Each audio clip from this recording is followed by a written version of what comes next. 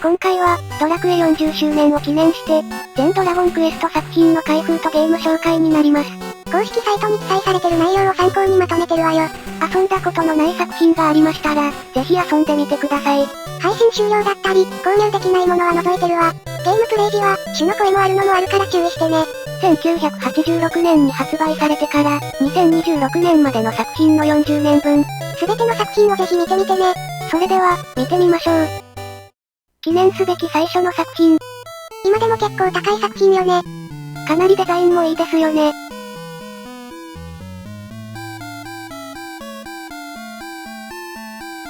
やっぱ傷とかは多いのね。破れたりしていないだけで、まだマシだと思います。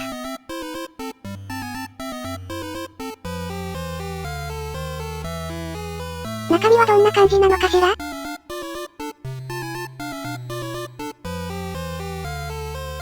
箱、ソフト、説明書とかですかね。説明書の中身も見てみましょう。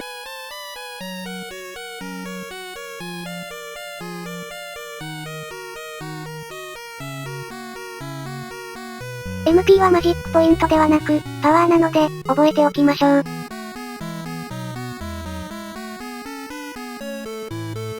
はがきとかもついているのね。オリジナルグッズとかももらえたみたいです。それでは、ゲーム画面の方も見てみましょう。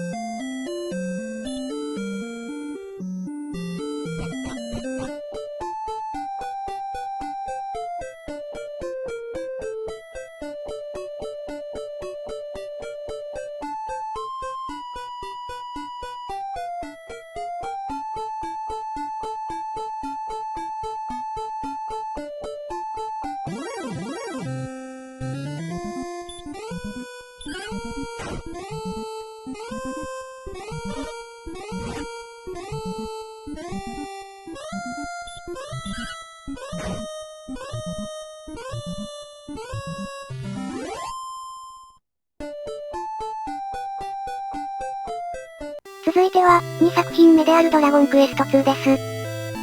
仲間も増えて、3人でのパーティになったのよね。進めるのもかなり難しい作品で、難易度も高いと思います。ファミコン版のロンダルキアは、とても大変そう。中身の方を確認していきましょう。この開ける時の両側の部分がないと耳取れっていうみたいね。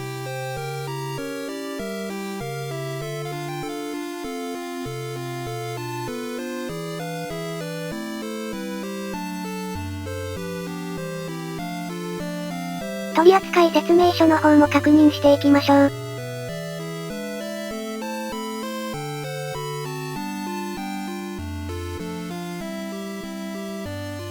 一つ一つのアイコンが可愛いわね。3人の旅の風景の部分がいいですよね。というわけで、ゲーム画面も見てみましょう。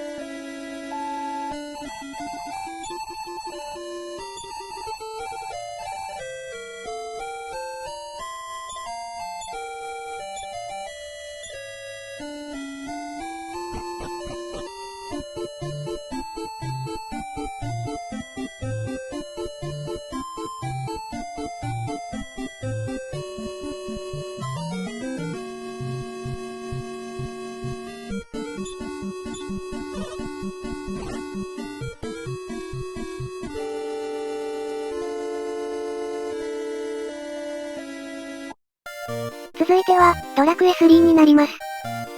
このパッケージとてもいいわよね。左右対称で、なんかすごくしっくりくるデザインですよね。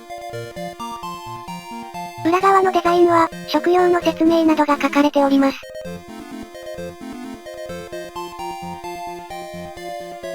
中身の方を見てみましょう。開けるのになんか苦戦しているわね。今までは、セーブというのは、ありませんでしたが、ドラクエ3からはセーブができるようになりました。復活の呪文もいいけど、セーブデータが消えた時は絶望だわね。説明書の方も見てみましょう。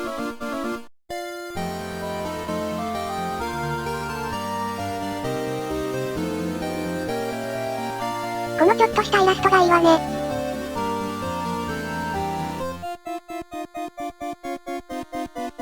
それでは、ゲーム画面の方も見てみましょう。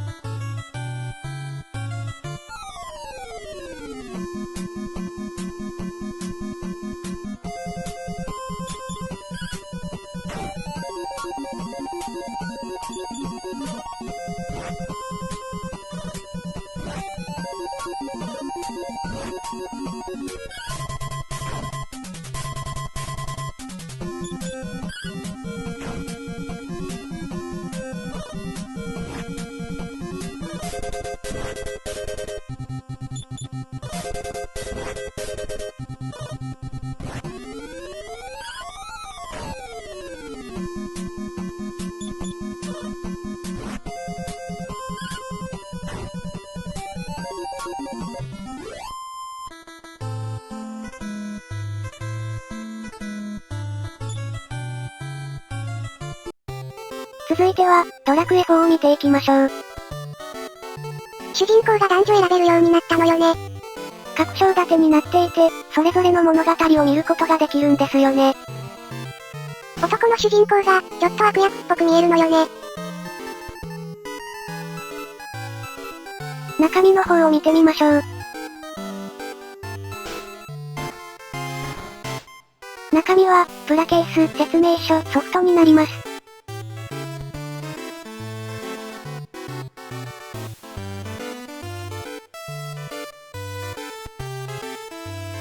闇のランプってこんな感じのフォルムなのね。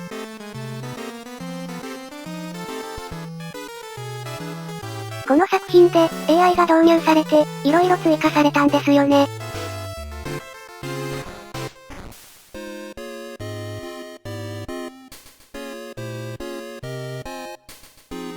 個人的には、このファミコンの色合いがいい感じと思ってます。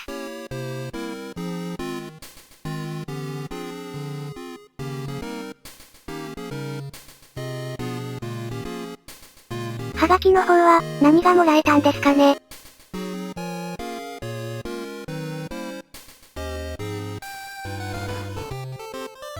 それでは、ゲーム映像の方を見てみましょう。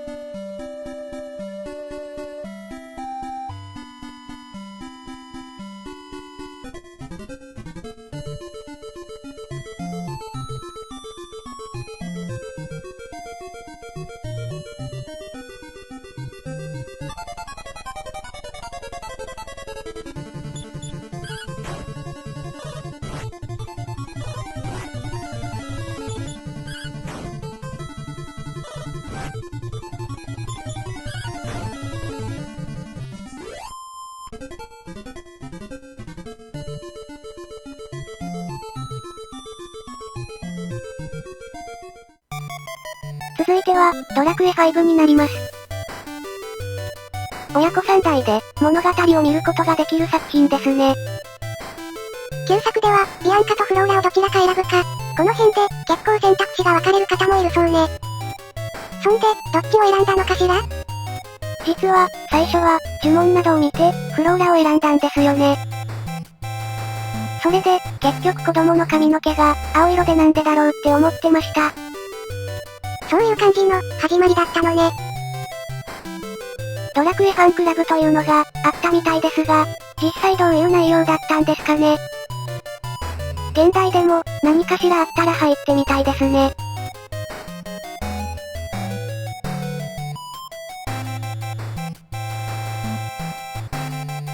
このソフトの表紙を見ると、ビアンカとの結婚を選びそうよね。ここにちょっと傷がついているのね。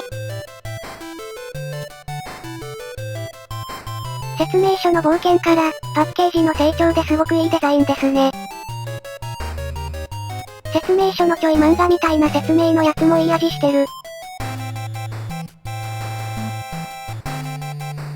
それでは、ゲーム内容へ参りましょう。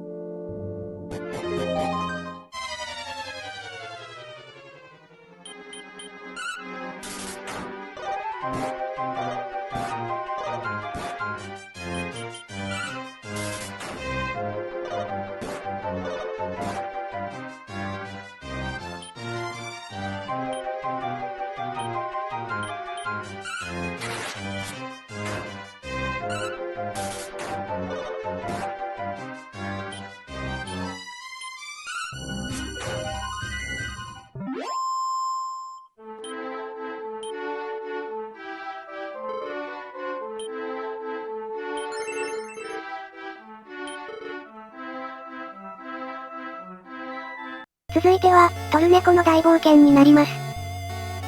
ドラクエ4にて登場した、キャラクターが主人公で登場。ダンジョン系のゲームで結構難しいのよね。キャラクターのデザインもすごくいいですよね。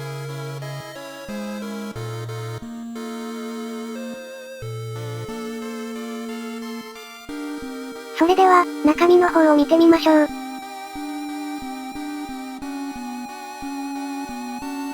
ちょっとケースとか、説明書とかは、状態悪いんですよね。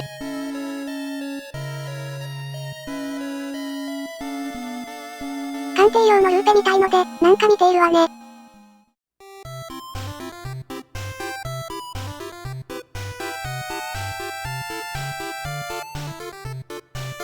説明書の中身も見てみましょう。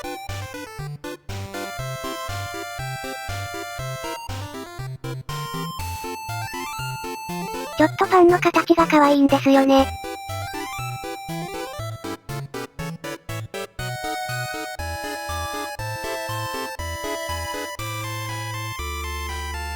それでは、ゲームの内容を見てみましょう。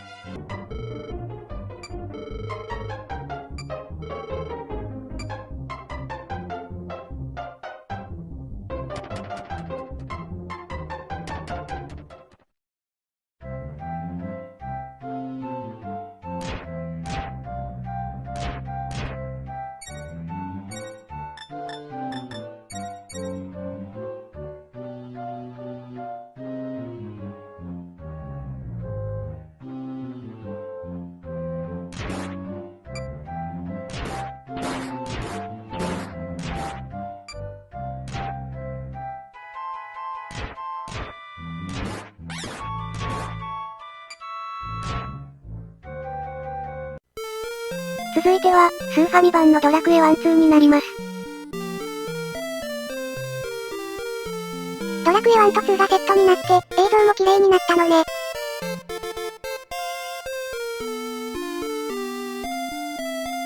このパッケージデザインもすごく良くて、かっこいいですよね。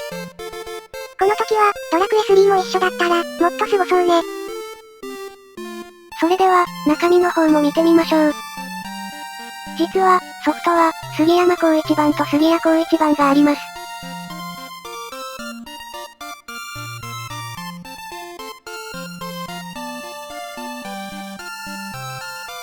このソフトは、杉谷浩一パターンになります。何かしらのミスで、このようなバージョンが出ちゃったのね。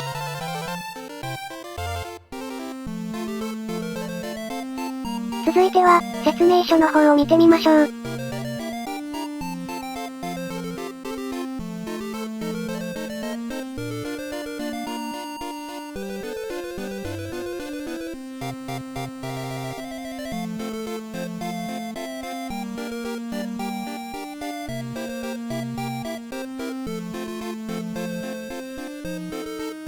それでは、ゲーム内容の方を見ていきましょう。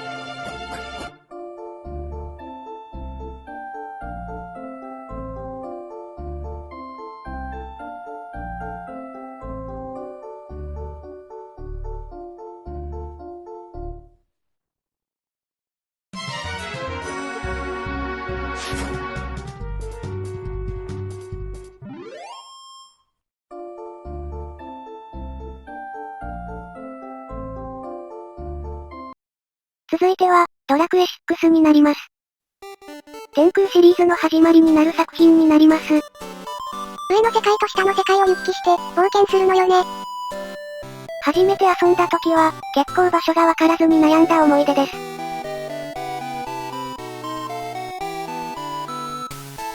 モンスターのアニメーションもあって、すごくいいわよね。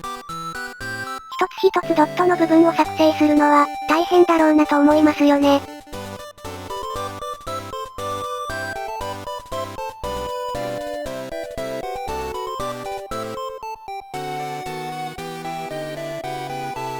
まずはソフトの方を見てみましょう。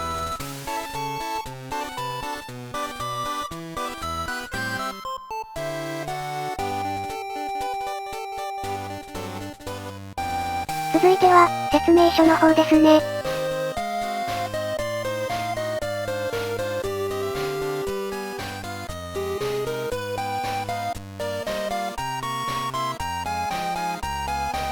ステータスの表記とかも結構細かく書かれてるのね。キャラの技とかもアニメーションで見てみたいですよね。それでは、ゲーム内容の方を見てみましょう。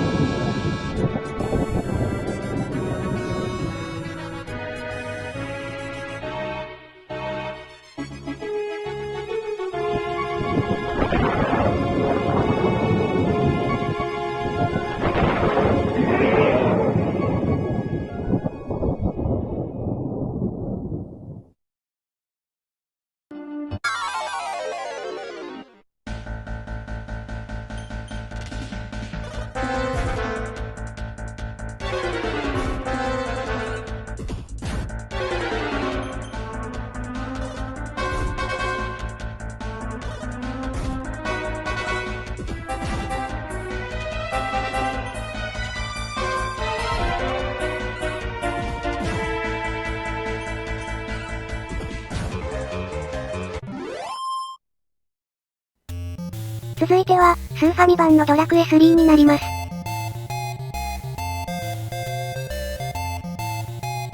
スーファミ版が好きな方も結構多いみたいね。システムやスゴロクなどもあって、スーファミ版が結構しっかりしてるっていう方もいると思うよ。パッケージのデザインもすごくいいわね。それでは、中身の方を見てみましょう。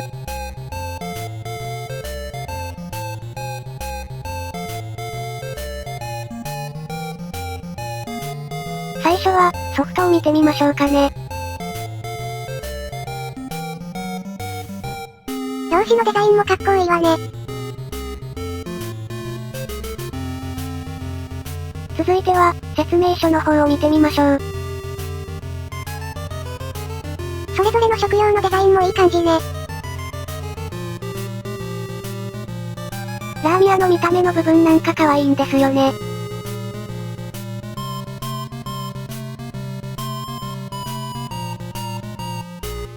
HD に D では、すごろくないから、こっちを遊ぶのもいいわね。それでは、ゲーム内容を見てみましょう。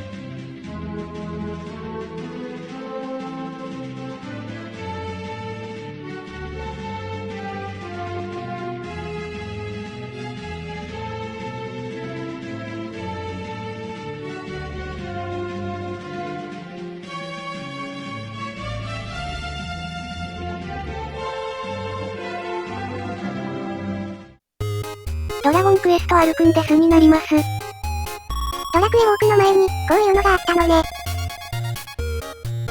このシリーズも色々とあるんですよね。新しくこれもリメイクされないですかね。ドラクエウォークがあるからちょっと無理なんじゃない？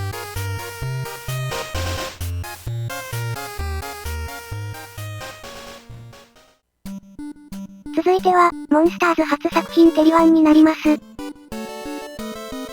モンスターを育成して、戦うっていうのも面白いわよね。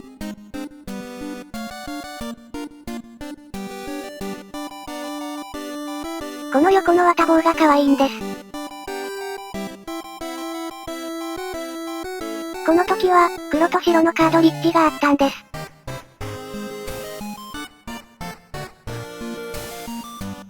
このソフトの方は、白色の方のソフトになります。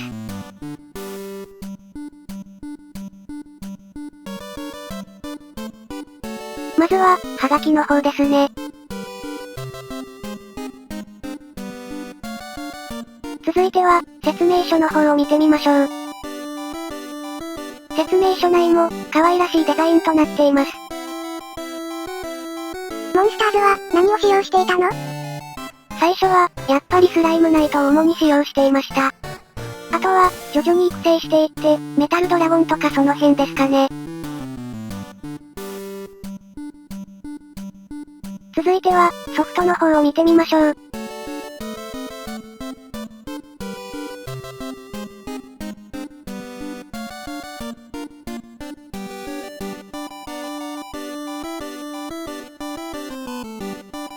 それでは、ゲーム内容を見てみましょう。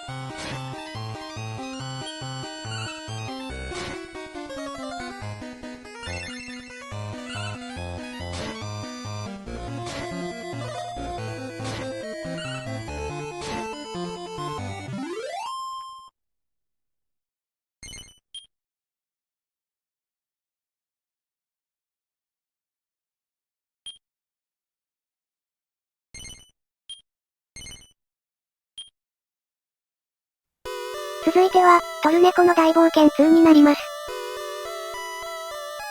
ドラクエ系のソフトで最初に出たのは、トルネコなのね。ドラクエ7はこれよりも後に発売された感じですね。ゲームボーイアドバンスの方は、今でも高めですね。ディスクの方は、このような感じとなっています。説明書の方も見てみましょう。リビングデッドの見た目などは、クレイアニメーションみたいな感じで、面白いですよね。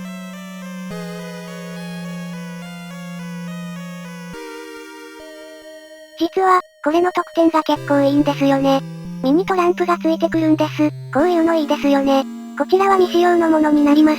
使わない用のもあるのね。こちらは、開封したやつです。これで遊べたりできます。ちょっとした時に、遊べるので、持ち運んでおくと便利です。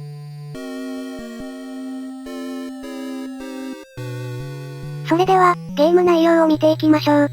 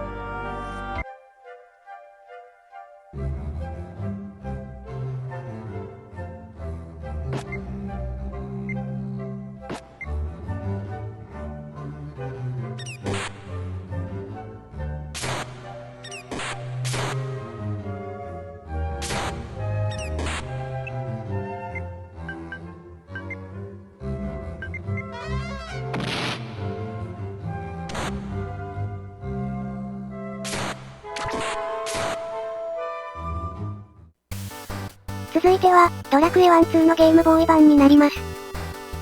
またデザインが可愛くていい感じね。これの公式ガイドブックもいい感じなんですよ。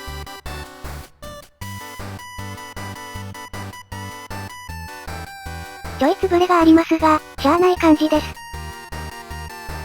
手軽に手元で遊べるようになったのが、いい感じですよね。1、2、3という感じでは、発売されないのね。容量的に難しかったんじゃないかって思っています。それでは、説明書の方を見ていきましょう。説明書にこの表紙があるのかっこいいわね。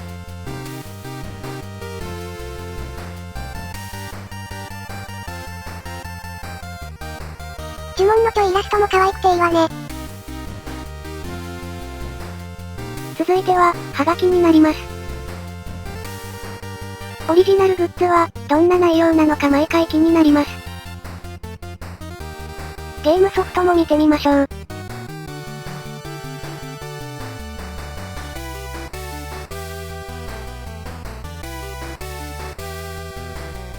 それでは、ゲーム内容の方も、見ていきましょう。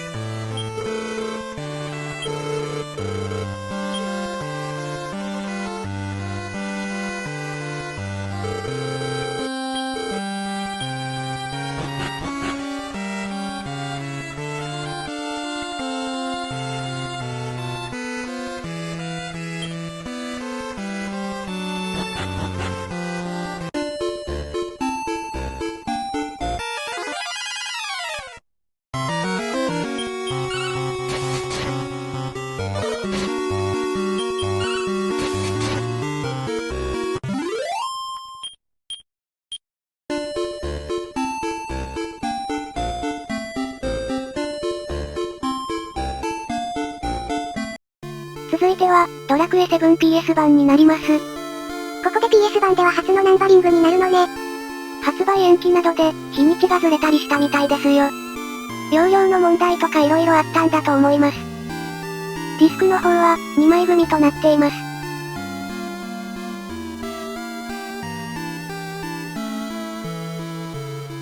説明書の方も見てみましょう。亀の甲羅か何かを装備してる主人公面白いわね。初めて、ドラクエ7をプレイしたのは、幼少期に父が遊んでいた時の熟練度上げの手伝いでした。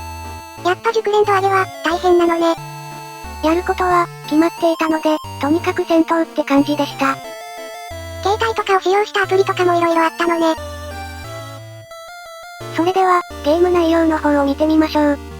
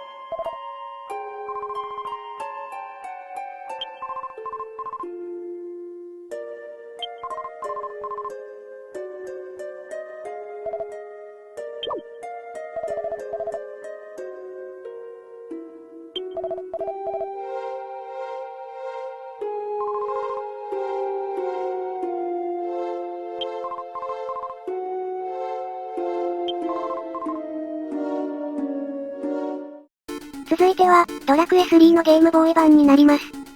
表紙のデザイン可愛いと思ったけど、ラーミア面白いわね。この作品では、モンスターのメダルを集めるというのが追加されました。このメダルを集めるのが、本当長い道のりなんです。そして、これを集めると、裏ボスにも挑戦できるので、ある意味、ゲームボーイ版がすごろくもあり、一番のリメイクかもしれません。はがきと説明書を見てみましょう。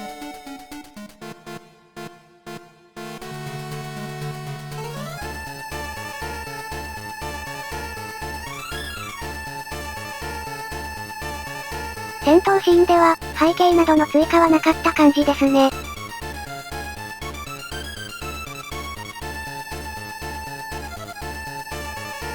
続いては、ゲームソフトになります。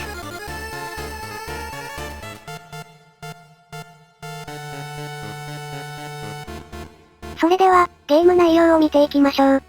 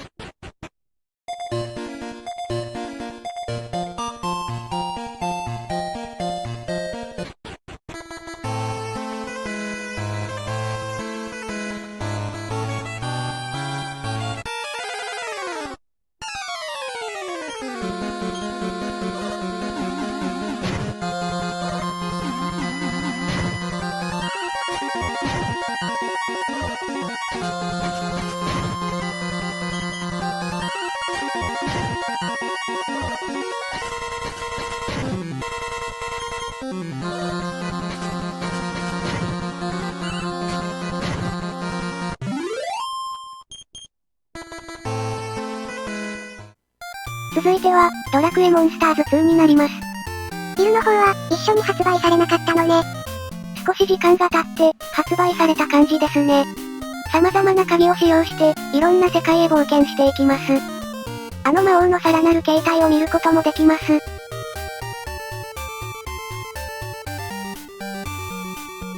カの方では、ルカのカードが同封されているのね。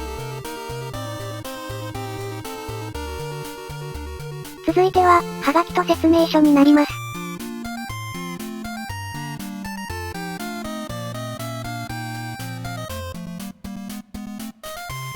このブチスライムの横姿いいわね。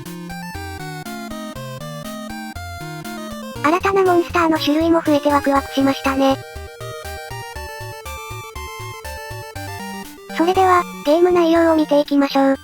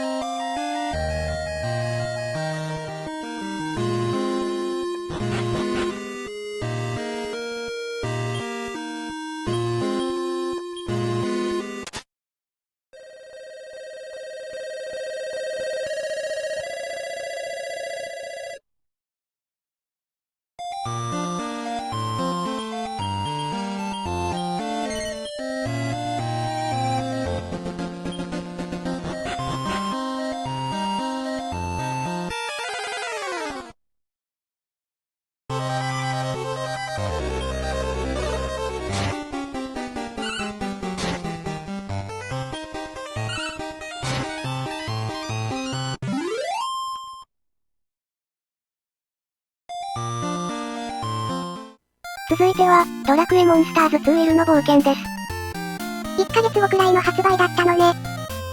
最初は、こっちの作品を遊んだ記憶ですね。なんかのキャンペーンで、特別な魔物が入手できたんですよね。ラーミア、次元流、かくれんぼうだっけ？幼少期だったので、情報知らずで悲しい思いをしました。こっちのソフトには、カードついていないのね。あ、入ってた。続いては、はがきと説明書になります。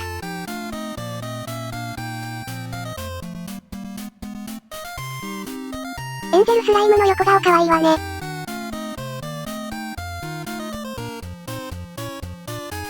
軽く見た感じでは、ルカと同じ感じですかね。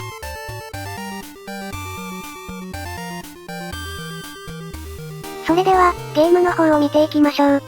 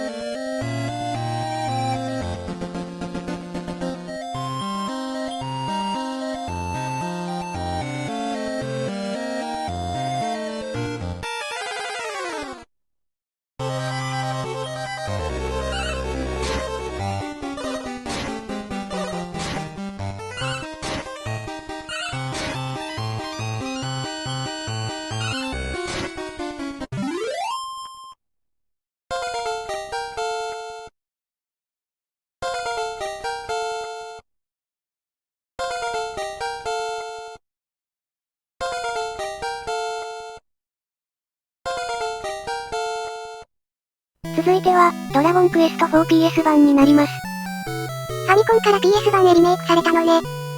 PS 版の表紙の方は、主人公の見た目は、悪そうな感じじゃないです。勇者よ、目覚めなさい。説明書の方を見てみましょう。ソフトは、マスタードラゴンが映ってる感じですね。説明書の方を見てみましょう。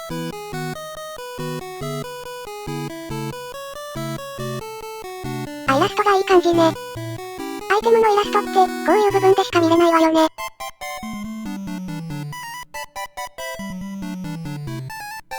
それでは、ゲームの内容を見ていきましょう。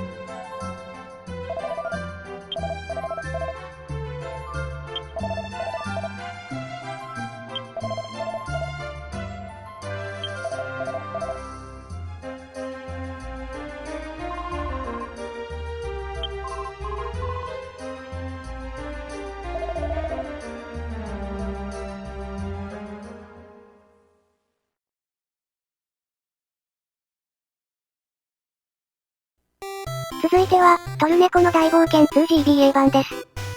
この GBA 版まだ結構値段するわよね。トルネコの大冒険 2GBA 版は人気のようですね。手持ちでお手軽にダンジョンゲームができるように。ソフトの方を見てみましょう。このトルネコの驚いた顔いい感じですよね。はがきや説明書の方を見てみましょう。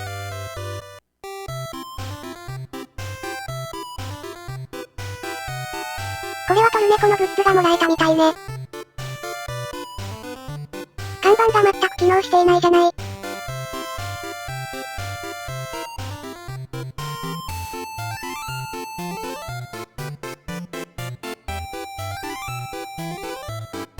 説明書を見るだけでも、楽しませてくれますよね。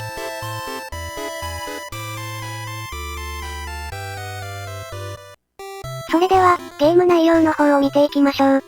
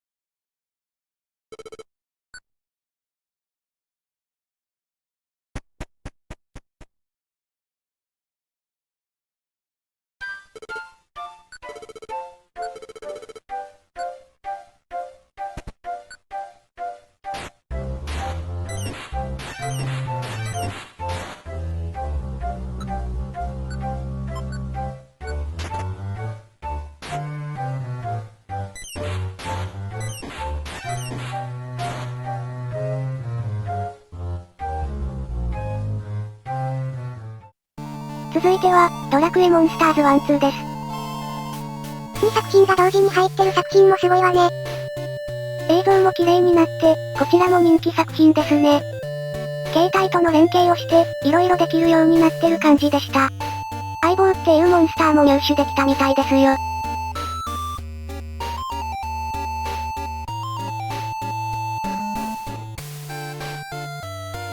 当時出た時、テンション上がった人多そうね。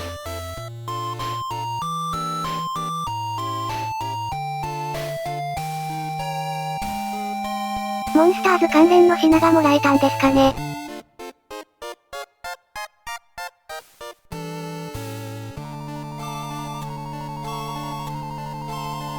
説明書の方を見ていきましょう。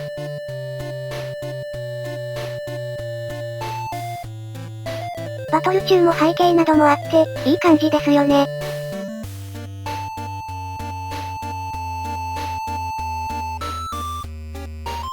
それでは、ゲーム内容を見ていきましょう。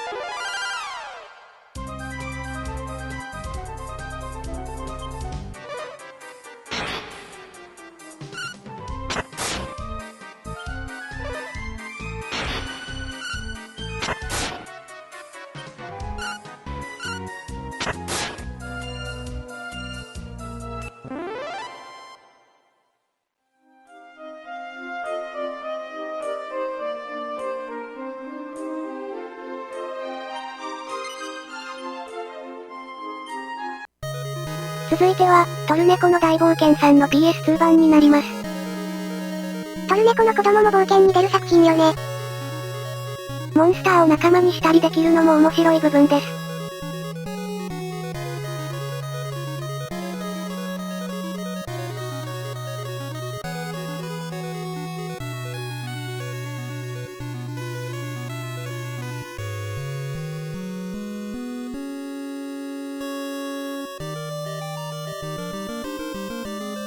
息子のポポロが主導になって、モンスターを仲間にします。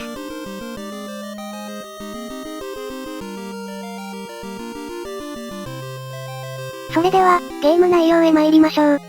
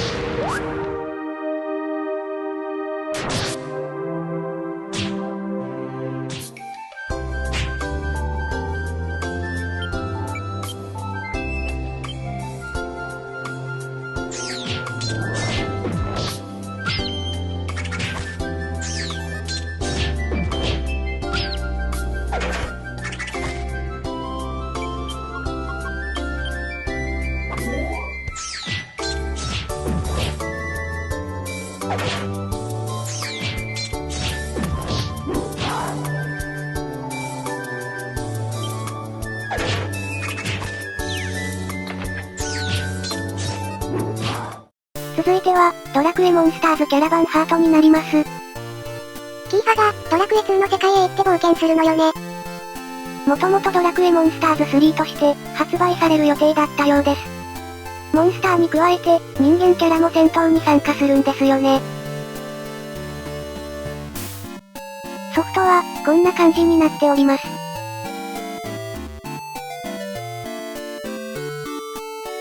説明書の方を見ていきましょう。キャラバンの仲間が攻撃するのは、なかなか面白いですよね。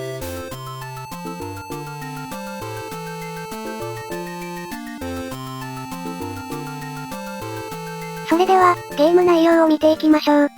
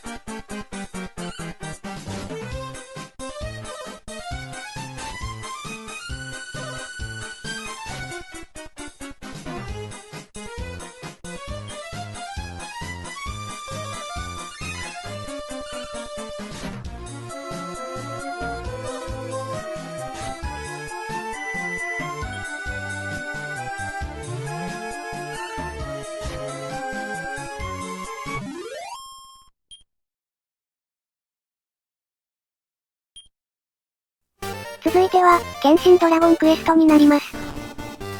ロトの剣を持って、自分で動かせるのがいいわね。パッケージもまたかっこいいんですよね。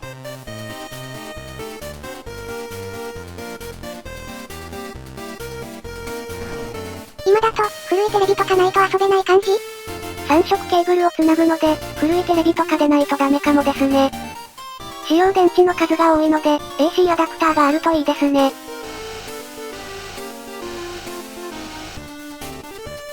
これを差し込んで、セーブができるようになります。ロトの剣はこんな感じになっています。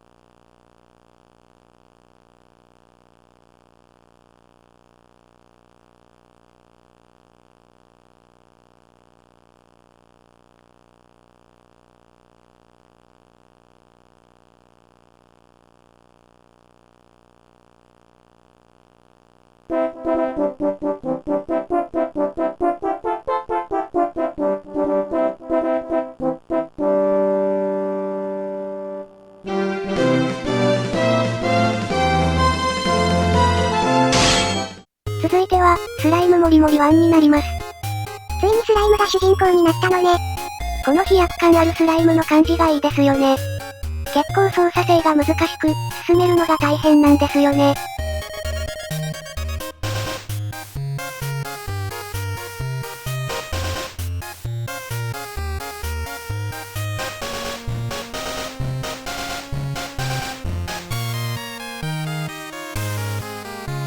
説明書の方も見てみましょう。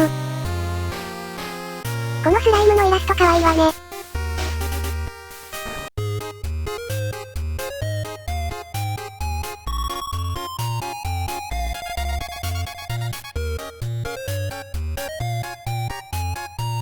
それでは、ゲーム内容を見ていきましょう。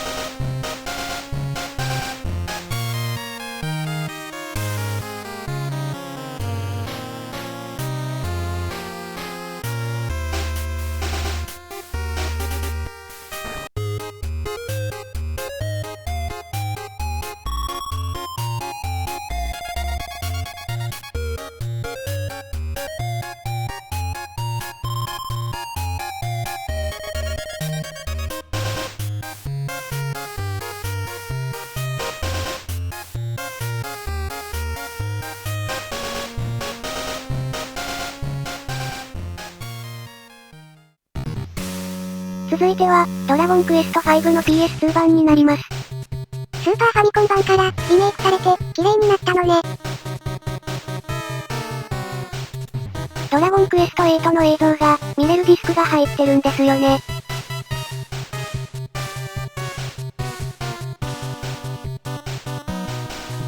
説明書の方を確認していきましょう。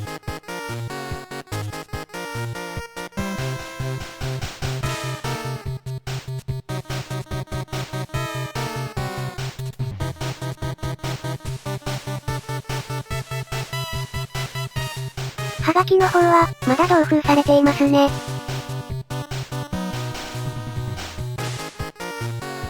この時のアプリが、遊べている方は羨ましい。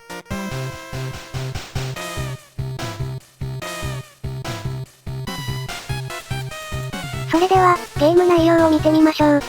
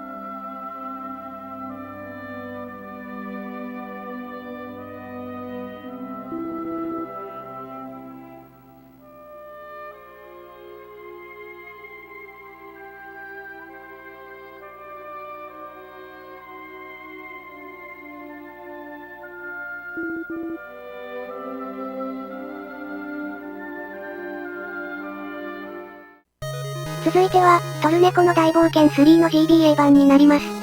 こちらの作品も結構まだ値段が高いわよね。手軽にまた遊べるというのが、いい感じですよね。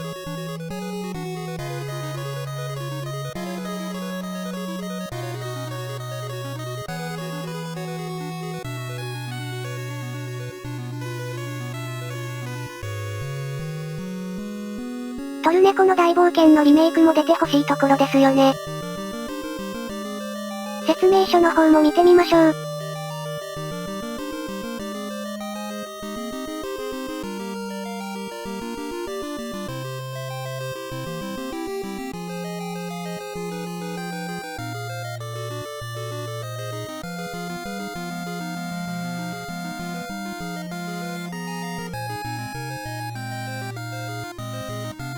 それではゲーム内容を見てみましょう。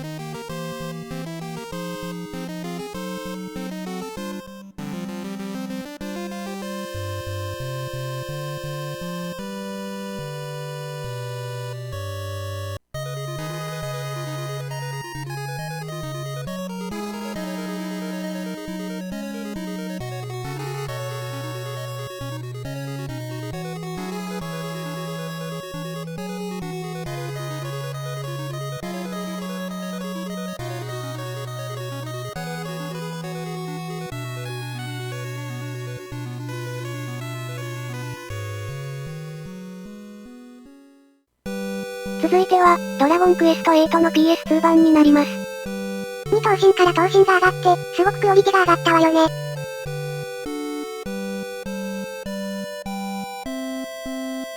自分のお小遣いで初めて購入したドラクエでした。いつもは、父のを遊ばしてもらっていたので、お小遣いで購入できたのは、すごく嬉しい気持ちでした。説明書の方を見てみましょう。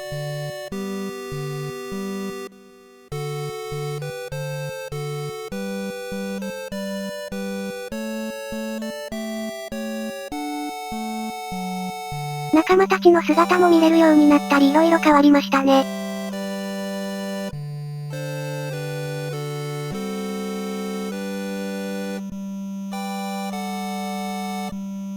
それでは、ゲーム内容を見てみましょう。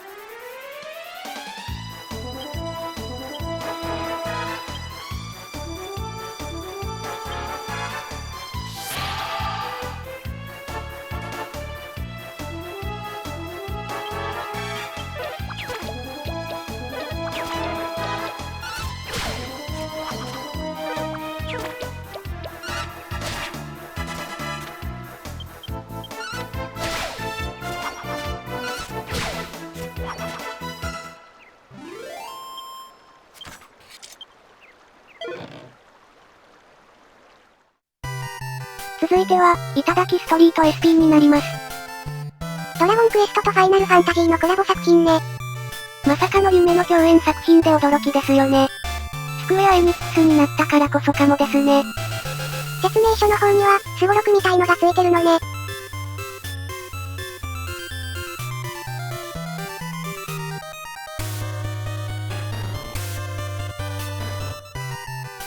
訪れたい場所に行けなかったり、戦略がうまくはまった時、かなりいい気分ですよね。キャラクターのセリフとかも面白いのがあるわね。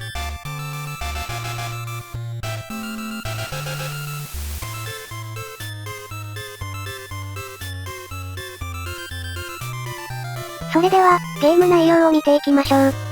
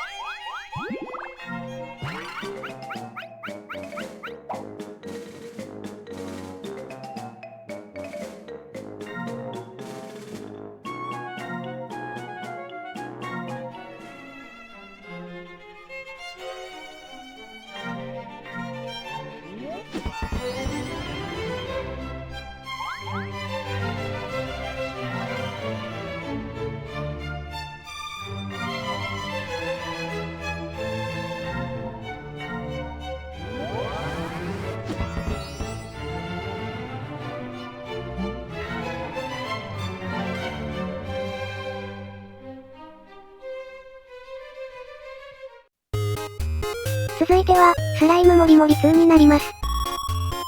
大砲としてスライムが飛ばされているわね。このスラリンガルというキャラは後にモンスターズでも登場しました。中身の方は、こんな感じとなっています。まだハガキの方は、ついております。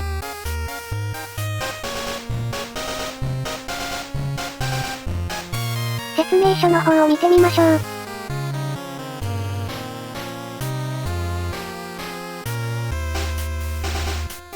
キャラクターが丸々してていい感じね。この一角ウサギのデザイン可愛いですよね。それでは、ゲーム内容を見ていきましょう。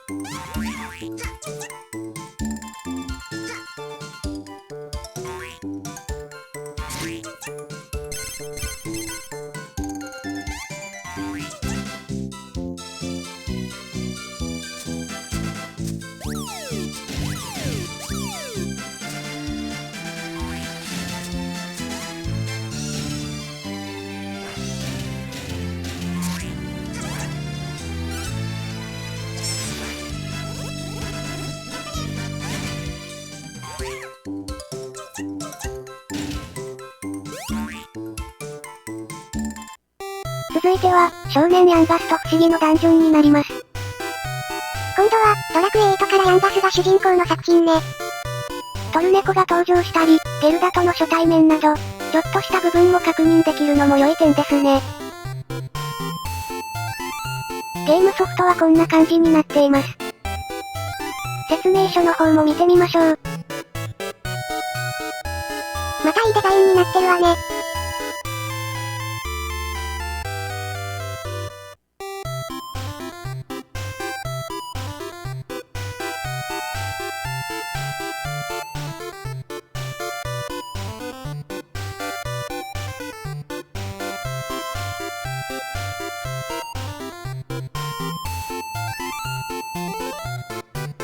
それでは、ゲーム内容の方を見てみましょう。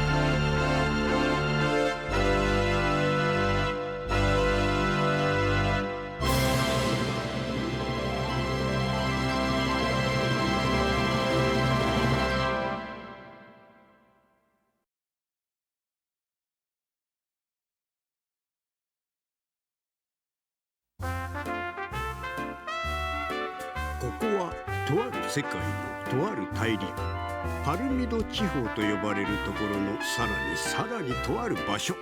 このパルミド地方のあたりではヤングライオン団と呼ばれる盗賊団が活躍していました。盗賊団を率いるは首領ヤンパー、そして彼には一人の息子ヤンガスがいました。ヤンガスはまだ10歳を超えたばかり。盗賊団の仕事にはあまり連れて行ってもらえず、いつも留守番の日が続いています。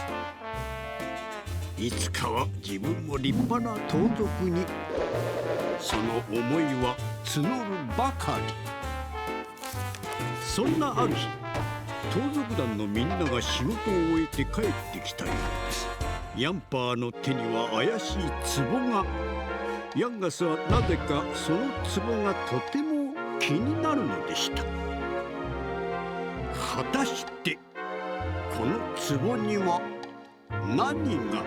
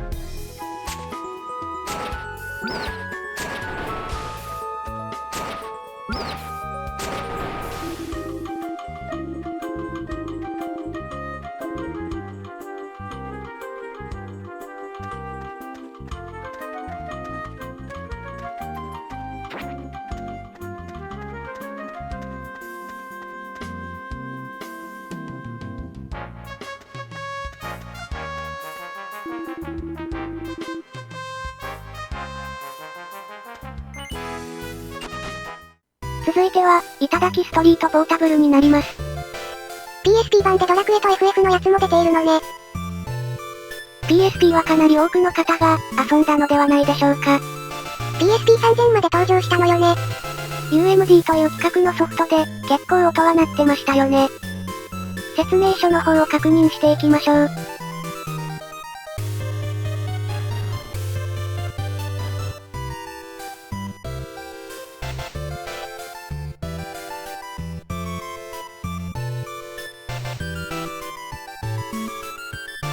それでは、ゲームの方を見ていきましょう。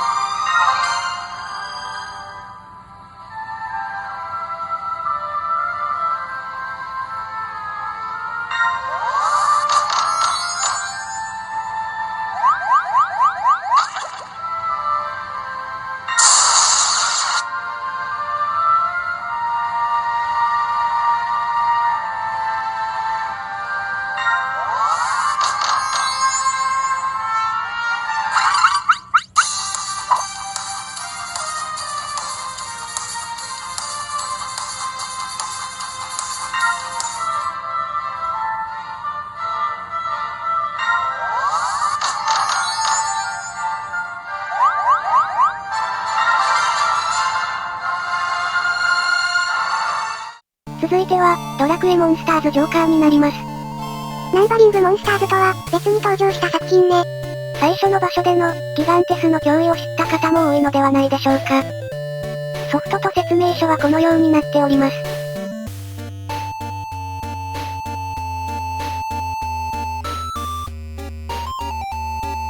この作品でスカウト機能が追加されたのね。最初は、なかなか慣れるまで時間かかったと思います。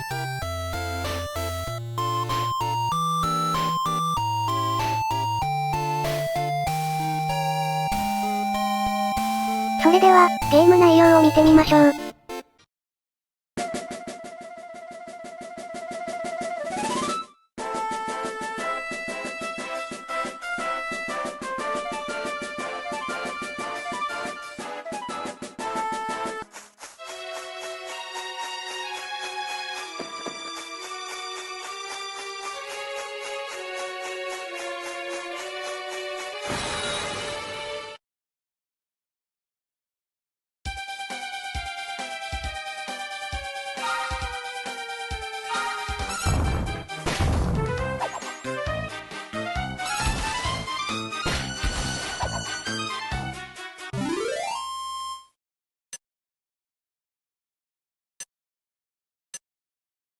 続いては、おまけで、モンスターバトルロードになります。ゲームセンターで稼働した、ドラクエのゲームね。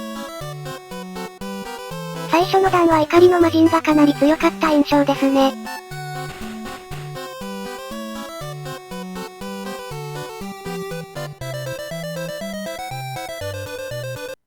続いては、頂きストリート DS になります。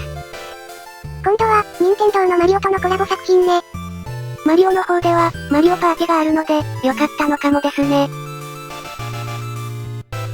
説明書の方を見ていきましょう。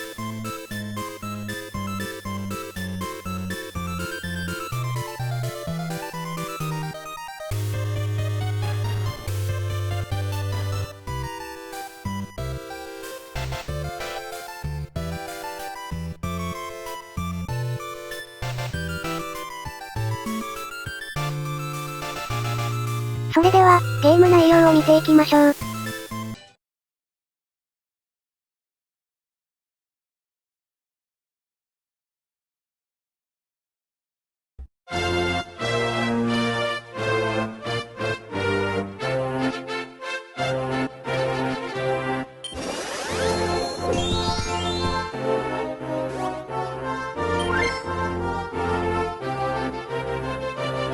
続いては、ドラゴンクエストソードになります。今度は、Wii の特徴を生かしたゲームが出たのね。ボイスもついていたりと、新鮮な部分も多かったですよね。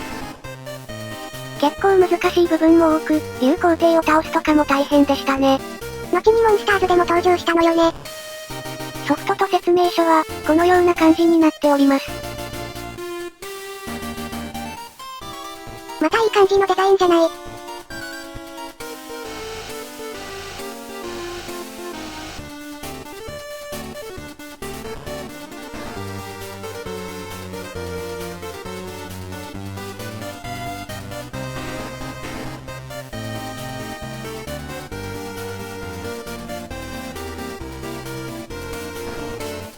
それでは、ゲーム内容を見ていきましょう。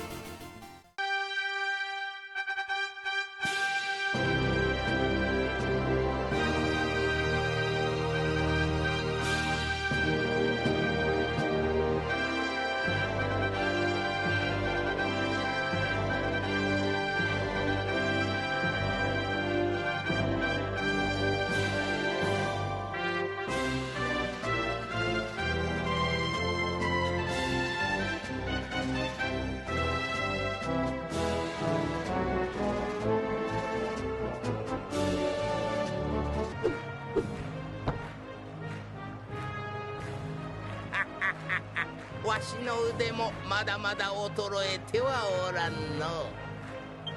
さて、もうおらんかの？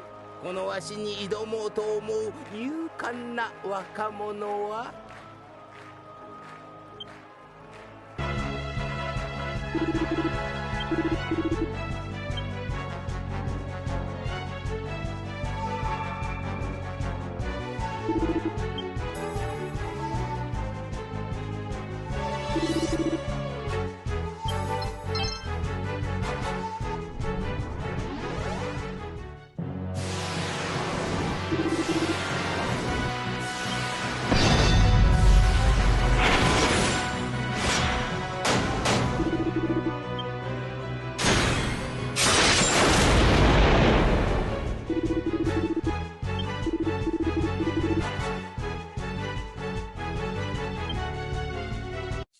続いては、ドラゴンクエスト4の DS 版になります。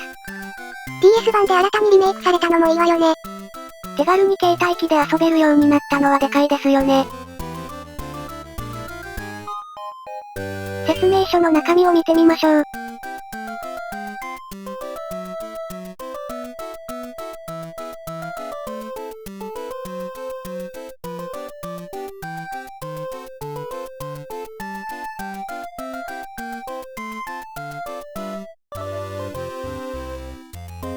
それでは、ゲーム内容を見ていきましょう。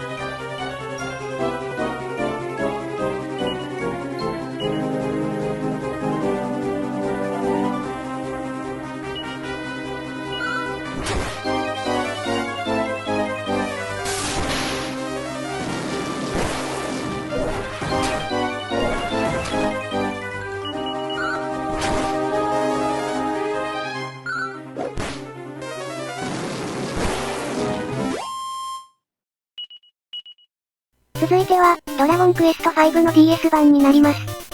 ドラクエ4に続いて、5も登場したのね。DS 版では、ビアンカとフローラに加えて、デボラというキャラ追加されました。セーブデータは3種類あるので、3人分セーブしていけますね。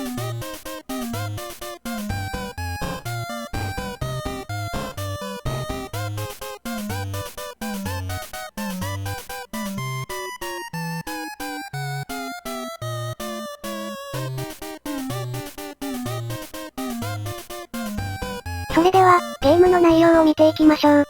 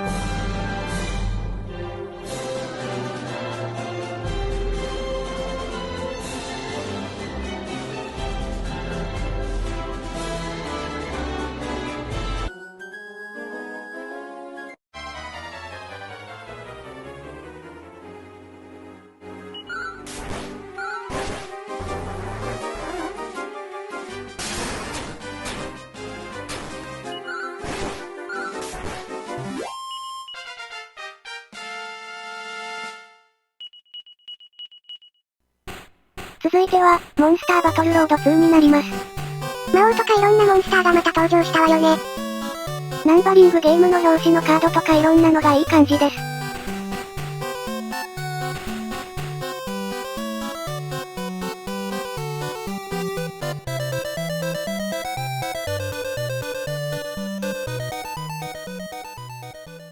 あと2つというところですかね。はい、じゃあここで、まずは、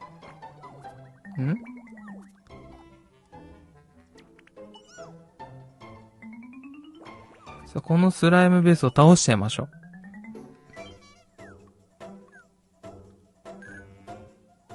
はい。まあこんな感じですね。まあ今のところスライムしか出てこないんですけども、まあいろいろ出てくるでしょ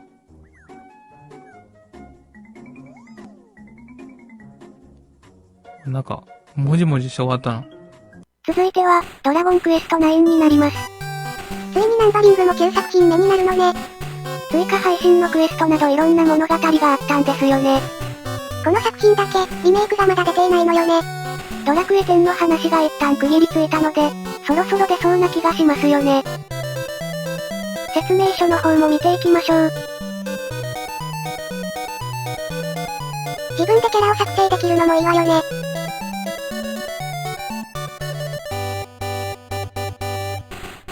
それでは、ゲームの方を確認していきましょう。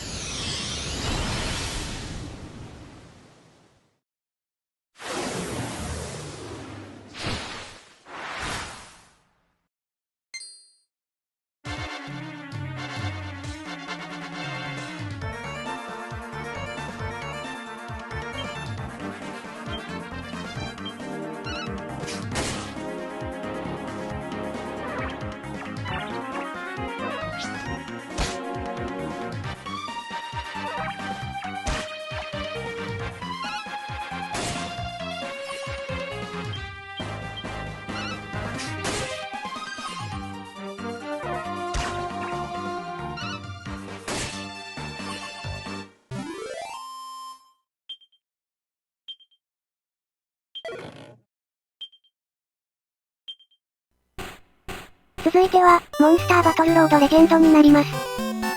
ロトの剣と天空の剣のカードが、なかなかいい感じね。この両方の剣がクロスしているのもいい感じなんですよね。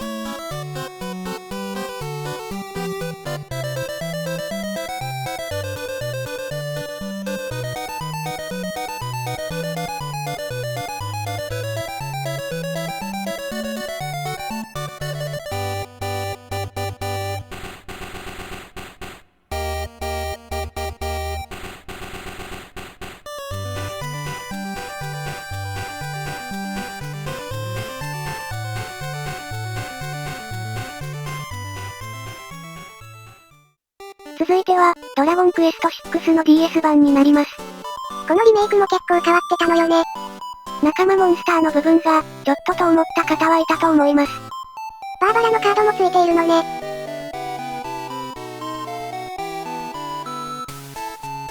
説明書の方を確認していきましょう。なんかこのスライムナイトのデザインいいわね。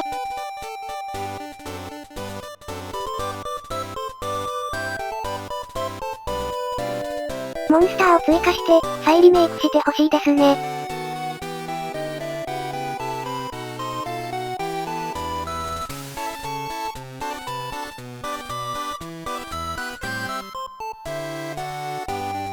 それでは、ゲームの内容を見ていきましょう。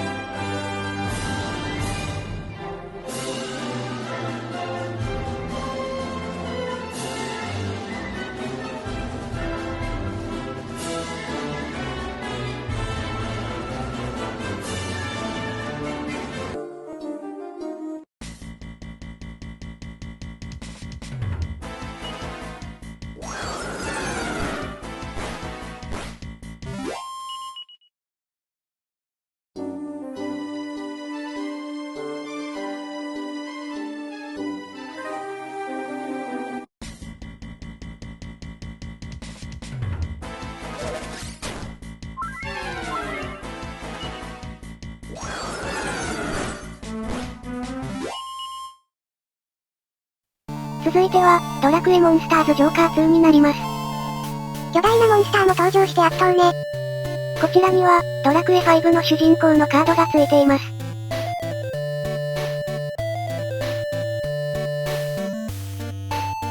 説明書の方を確認していきましょう。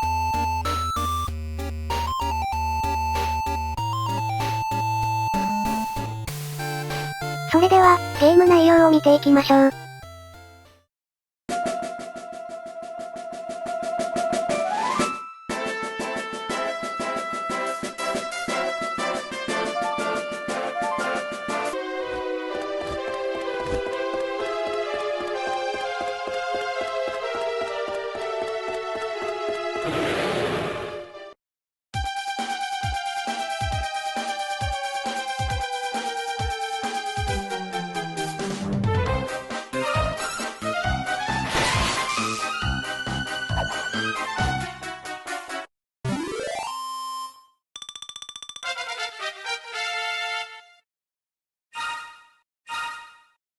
続いては、ドラクエモンスターバトルロードビクトリーです。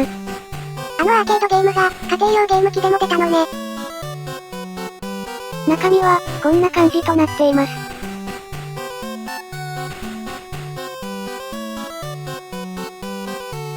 いろんなカードを組み合わせて遊ぶの楽しいですよね。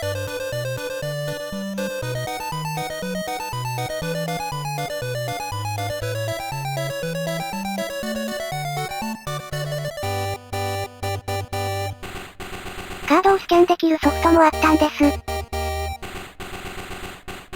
DS のソフトで、スキャンさせて、読み込ませる感じです。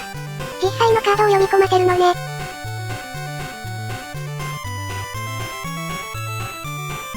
それでは、カードの方を読み込ませていきましょう。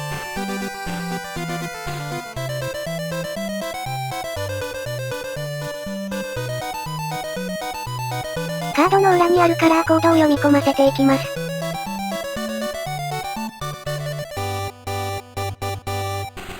こんな感じで読み込ませることができました。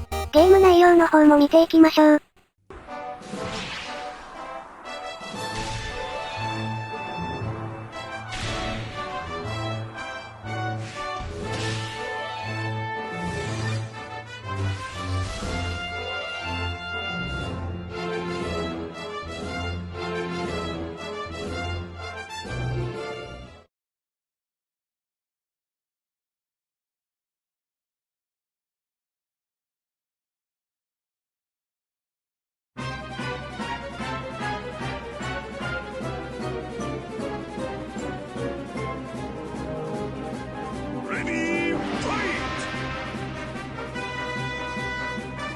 のチームに命令を与えるのだ。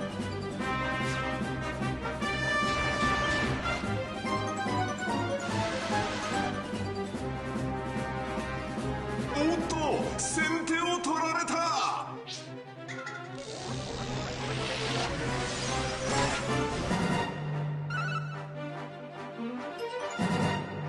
回転ラリアットだ。これはあまり効いてないぞ。おっと、相手の攻撃。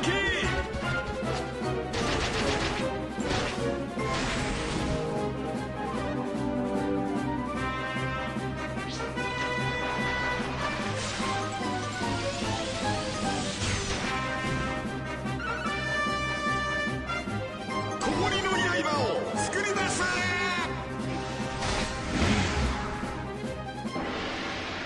勝負あり。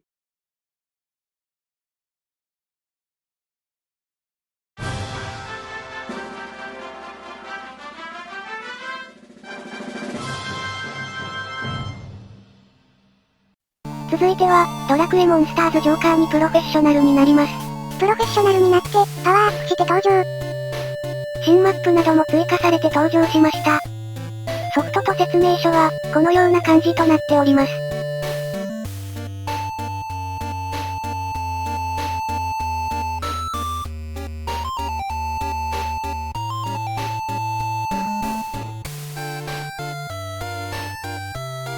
それでは、ゲーム内容の方を見ていきましょう。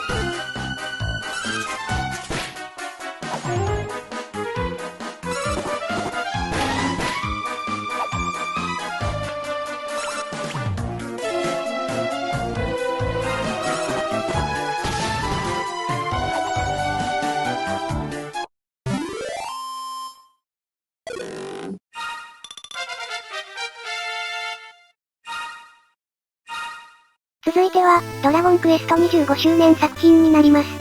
ドラクエ1、2、3がセットになった商品が出たのね。これ1本で3作品を堪能できるのは、いい感じですね。個人的には、天空シリーズも出ると嬉しいところです。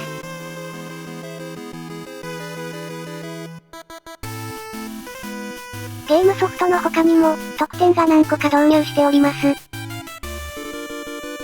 まずは、小さなメダルになります。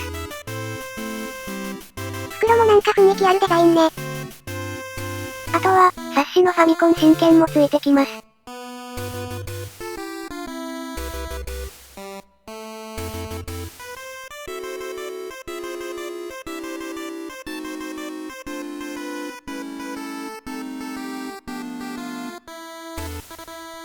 ソフトの方は、こんな感じとなっております。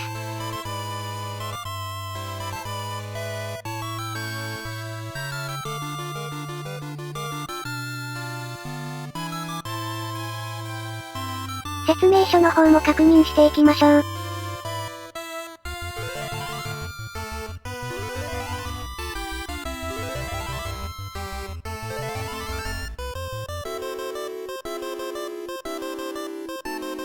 3作品も入ってるので、色々書かれていますね。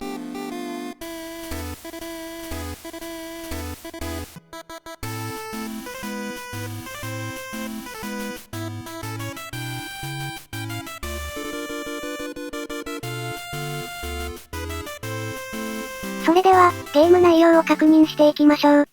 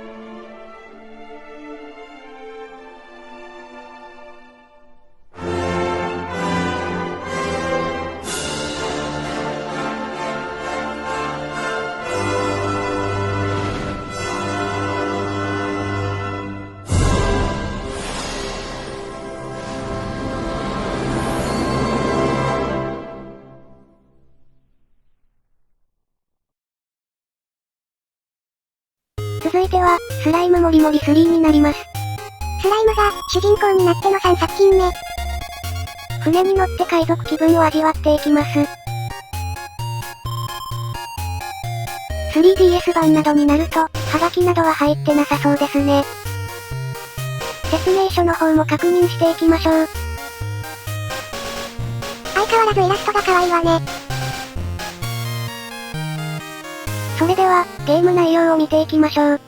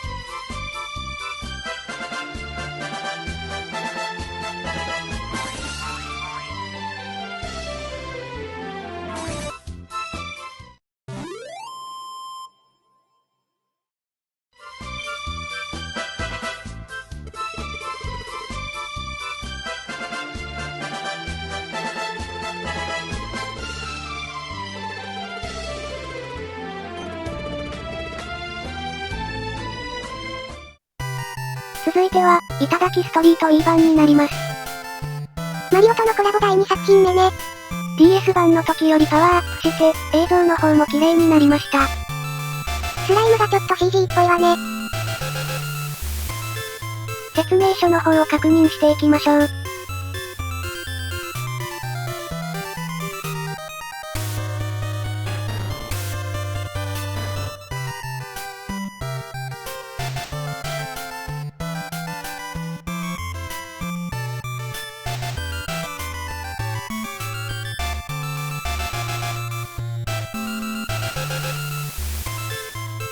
ゲーム内容も見ていきます。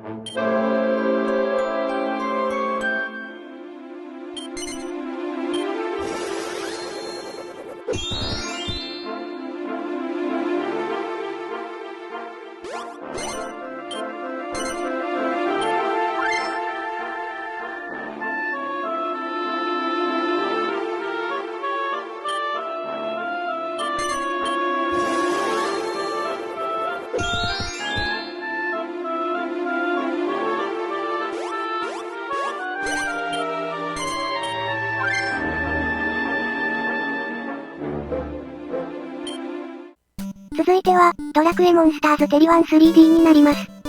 あのテリワンが携帯機にリメイクされて登場。いろんな店舗へ巡って、モンスターを入手するなどありましたね。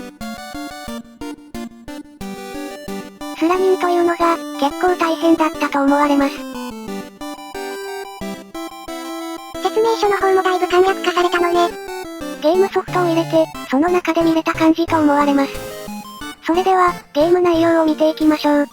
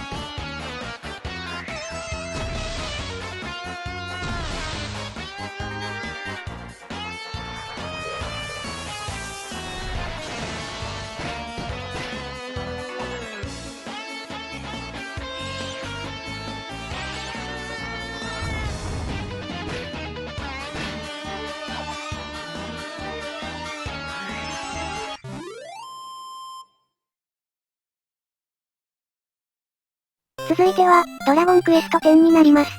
ドラクエ初のオンラインゲームが登場ね。最初は、Wii での発売になりまして、そもそもオンラインにつなげるのに別途、機材が必要だったり、色々と大変な部分が多かったと思われます。自分も最初は、遊ぶ気になれず、1ヶ月後にプレイしました。この USB メモリーが結構重要だったんですよね。ゲームソフトは、こんな感じになっております。ご種族を選んで、自分でキャラメイクなどをしていきます。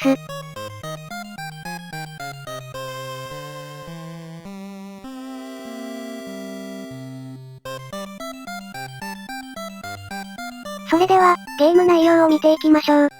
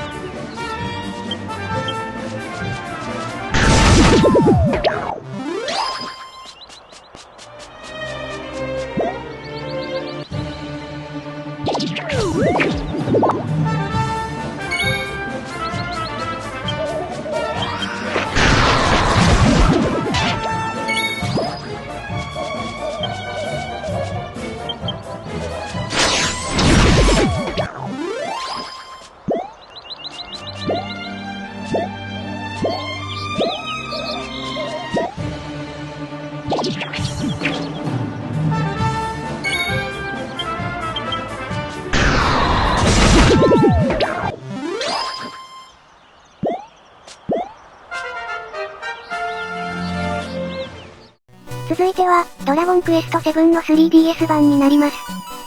頭身なども変わって 3DS 版にリメイクされたのね。物語の追加などもあって、非常にいい作品ですよね。PS 版とは違い、だいぶ遊びやすくなってリメイクされました。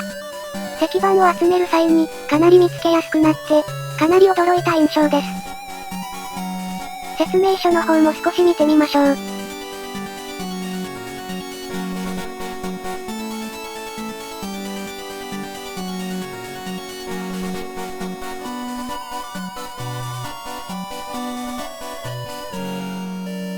それでは、ゲーム内容を見ていきましょう。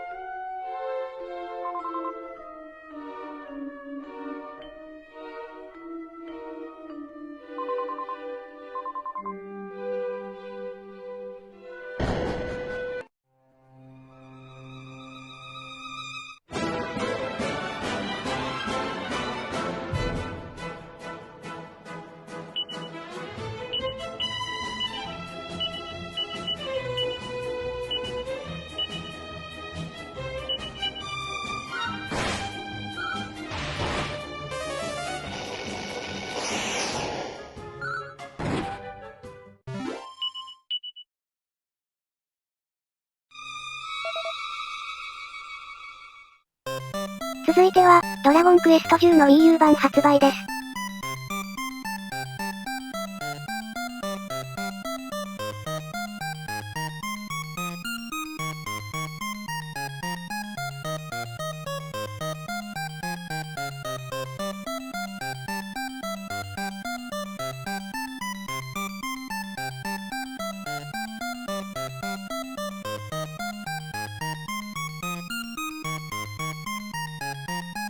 続いては、ドラゴンクエスト10の PC 版発売です。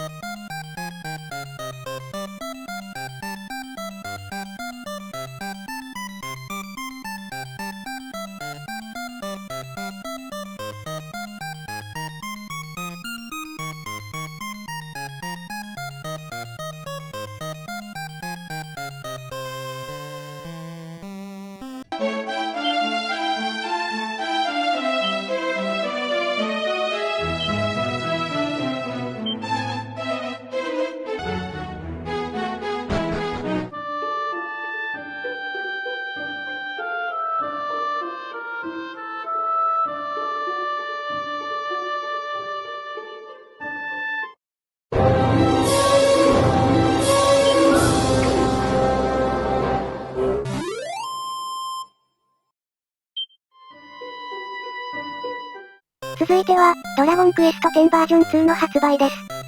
勇者の初登場したバージョンね。 3種類のソフトから発売されました。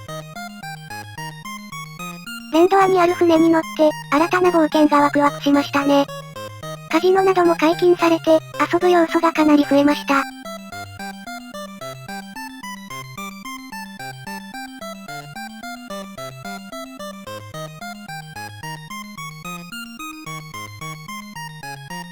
それでは、ゲーム内容を見ていきましょう。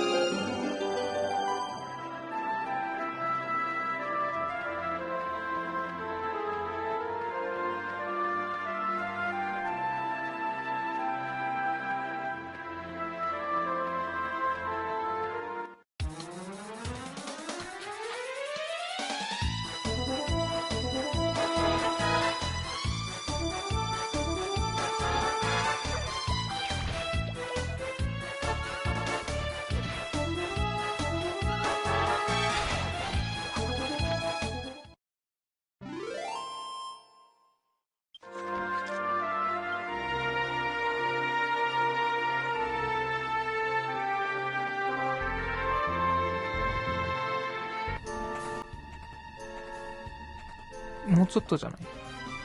お、強スカルゴンが出てきましたね。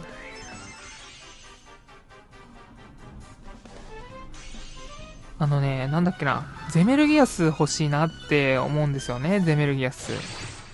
ゼメルギアスまだ持ってないんですよね。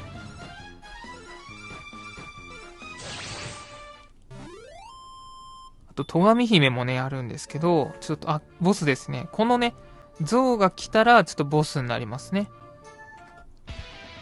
ということで、強スカルゴンとの戦いになります。とりあえず、こいつを倒してもらって、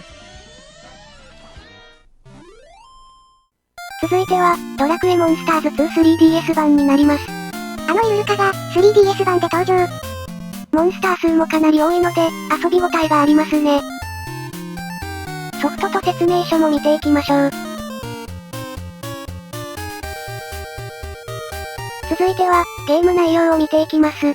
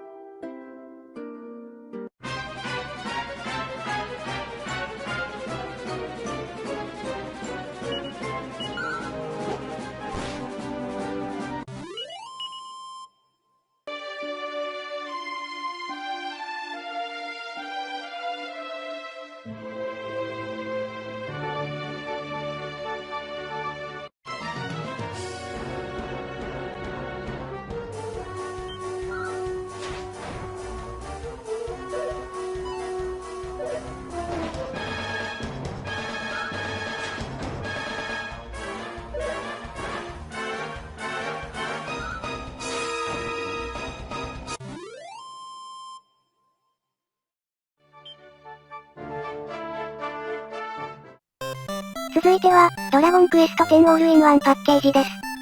バージョン1と2がセットになった商品ね。主人公と勇者が隣り合わせになってるこの感じいいですよね。この時は、Wii と Wii U 版も一緒に出ていました。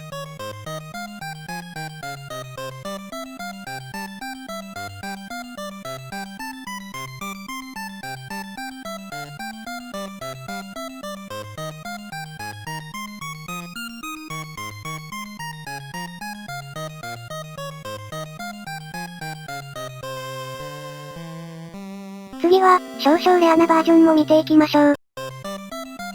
続いては、ドラゴンクエスト10 3DS 版です。携帯機でも販売されていたのね。まさか携帯機で出るとは、思わず当時びっくりしました。ゲームソフトという感じではない感じでした。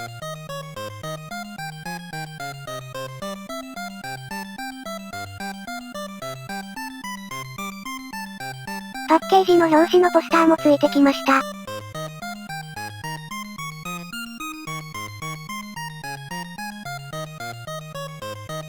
画面に映りませんが、大体わかっていただけますよね。それでは、ゲーム画面の方も見ていきましょう。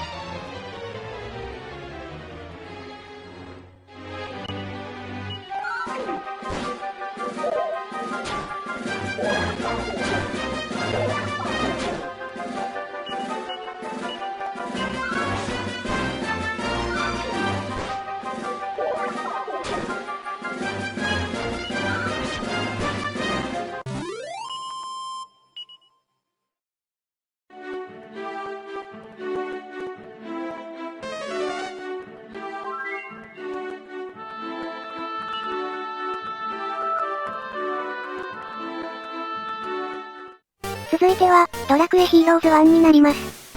モンスターを爽快に倒して進めていく無双系ね。当時同梱版も発売されていましたよね。いろんなナンバリングのキャラが出てきていいですよね。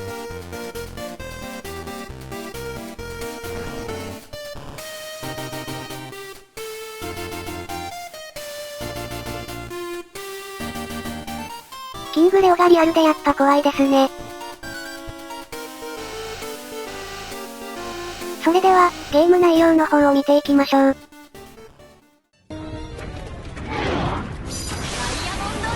ミロもうちょっと来ないかな。結構あれなんですけどね。よし。オッケー。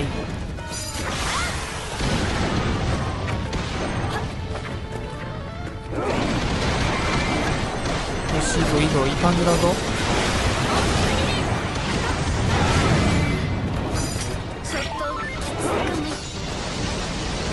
ちょっとベホマ早いな、使って。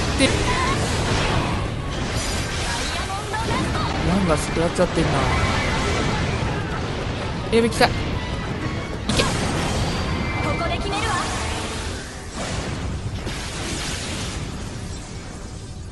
頼むで。2012。続いては、シアトリズムドラゴンクエストです。様々なドラクエの音楽を楽しめる作品よね。いろんな仲間を組み合わせて、魔物を倒しつつ進めていきます。ソフトなどはこんな感じになっています。それでは、ゲーム内容を見ていきましょう。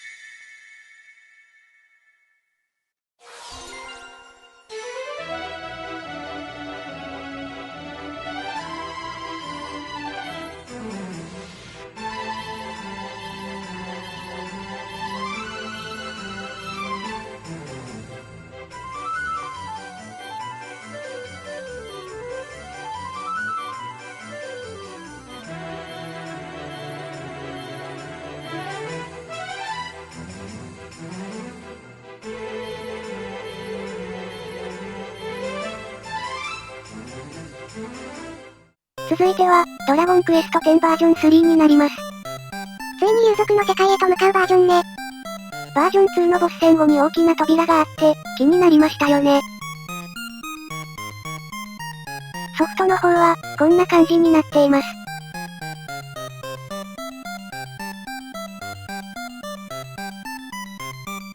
各種遊び方の説明などが記載されています。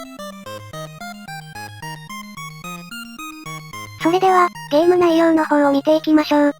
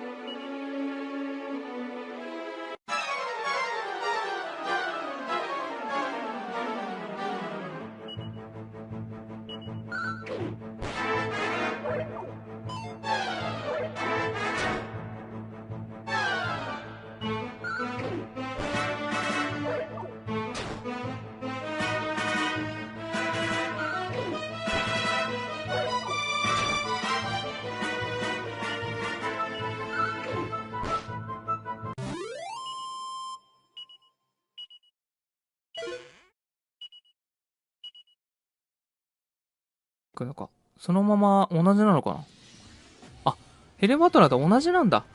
はぁ。やっていきましょう。レベル99の戦いですね。まあ、大体エスタークの攻撃でなんとかなるかなと思うんですけど、まさか5000食らうとは思いませんでしたね。会心の一撃とかが出ると、1万とか、確か出るんですよね。あ、見ました今。1万出ましたよね。いや、これね。あ、やべ。ちゃんとね、薬草も見て。99だからやっぱ結構強いな。サポートのね、やっぱセーニャが、攻撃と防御上げるのもあるし、こうやってね、素早さとかも上げるのもあるんで、なかなか出てくれてよかったなってとこです。やべ。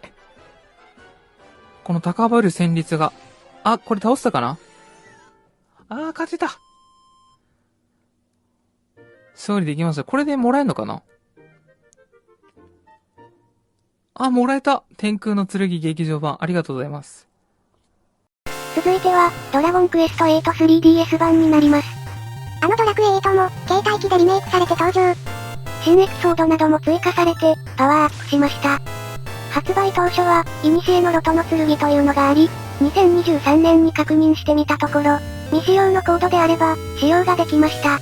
運になってしまいますが、まだやってみたことない方は、一度ギャンブルになりますが、探してみるのも、面白いかもしれません。それでは、ゲーム内容を見ていきましょう。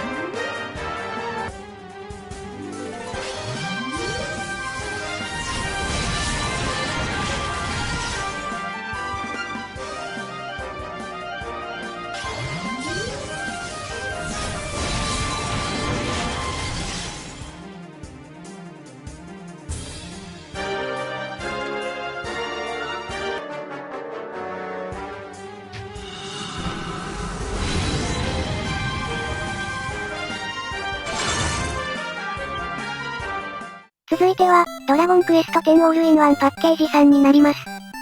バージョン1から3まで入ったバージョンが登場ね。一つ一つで購入するよりも安いので、この時はとても良かったと思います。ディスクデザインも合わせてみてもそんな変ではないですよね。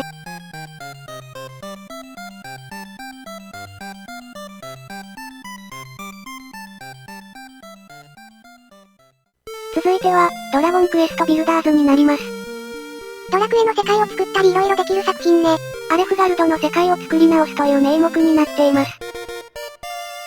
ディスクの方はこのような感じとなっています。取扱説明書の方は、シンプルですね。それでは、ゲーム内容を見ていきましょう。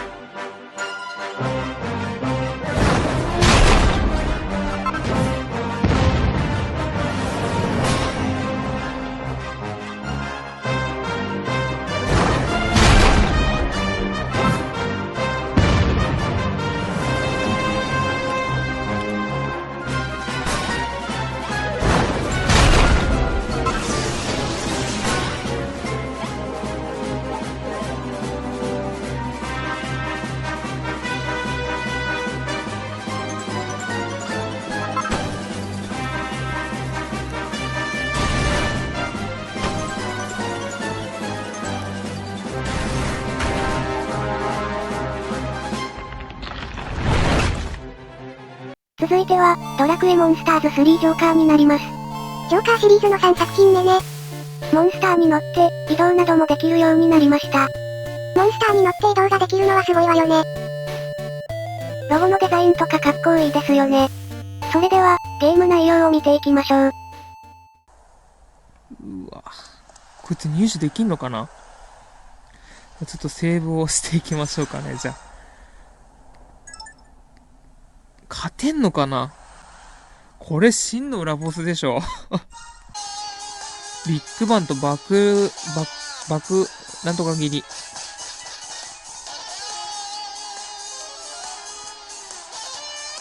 ブレスも打ってくんのか。イオマータ。効かない。いいね。爆砕切りだ。いてつか波動だけか、じゃあ。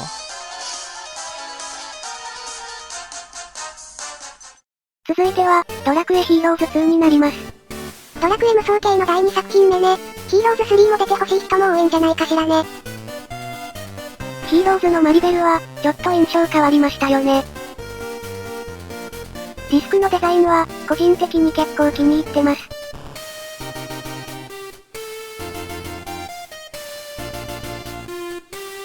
それでは、ゲーム内容を見ていきましょう。もう我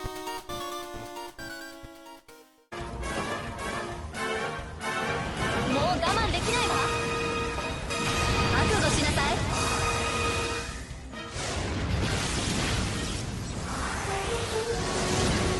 ギガスラッシュ。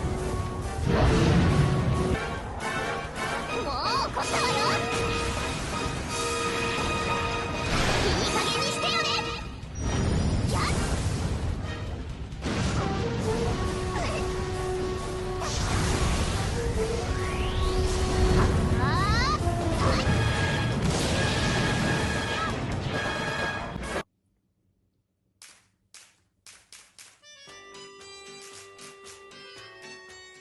続いては、ドラクエモンスターズジョーカーさんプロフェッショナルになります。ジョーカーシリーズの完結になる作品ね。大の大冒険のコラボがあったり、物語の真相が分かったりと、まだ人気の作品ですね。それでは、ゲーム内容を見ていきましょう。あ、そうですね。ミストバーンですね。大魔王バーン様よりお前の力を試すよう命じられたと。まあ、ちょっと戦っていくわけですが。どうだろうね。まあ、一応いろいろ見ていきたいかなと。もうそろ落ちてもいいんじゃないの？まあでも、キルバーンの時が13000ぐらいあったよね。よし、OK。銀の鉱石くれた。続いては、ドラクエヒーローズ1、2になります。これもまだお値段が結構する作品よね。未だに高いので、遊んだことない方もいるかもですね。従来の作品に追加要素などもあるので、ぜひ遊んでみてください。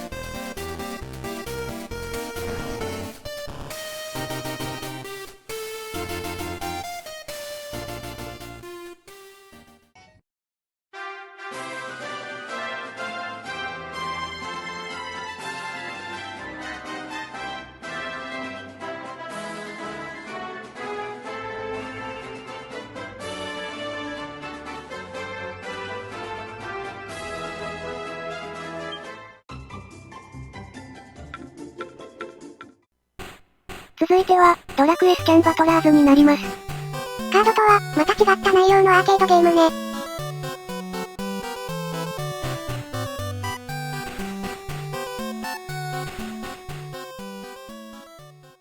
続いては、ドラゴンクエスト11になります。今まで出たドラゴンクエストの総合作品よね。ロトについての内容が出たり、時渡りなど、様々な内容が登場して、色々考える部分も出ましたね。PS4 版と 3DS 版が登場して、いろんな方が遊べる感じだったのね。個人的には、時渡りの迷宮とかも考えると、3DS 版が、個人的にはいいかなと思っています。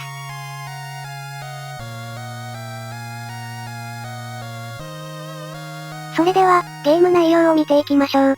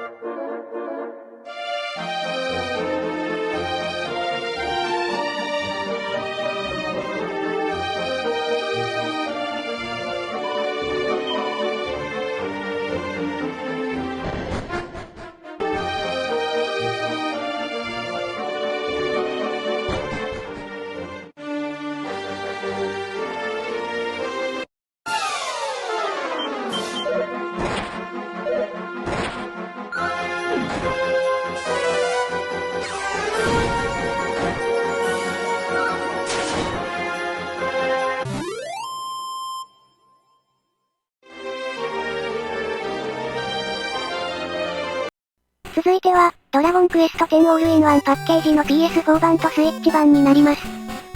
また遊べるプラットフォームが増えたのね。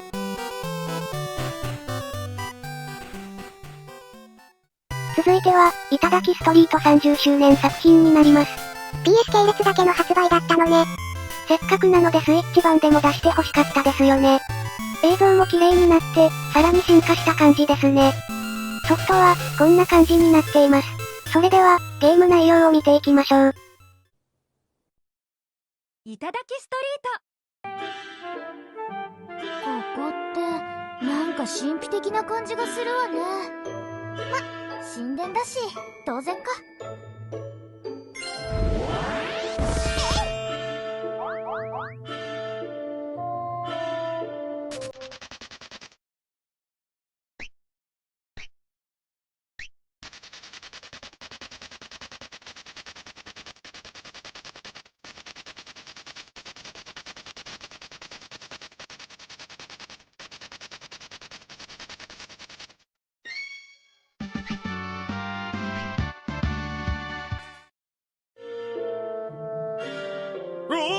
溺れちまう。なんだよ、息ができるのか。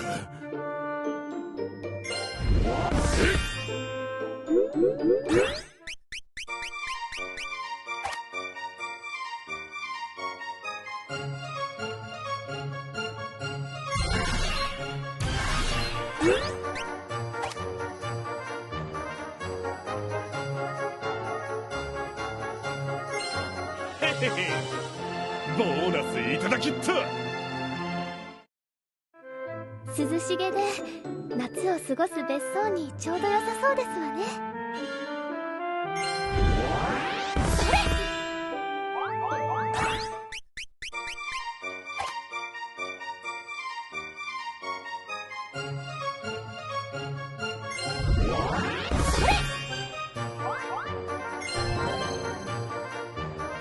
一つきりではダメですわ。このエリアのお店を全部手に入れませんと。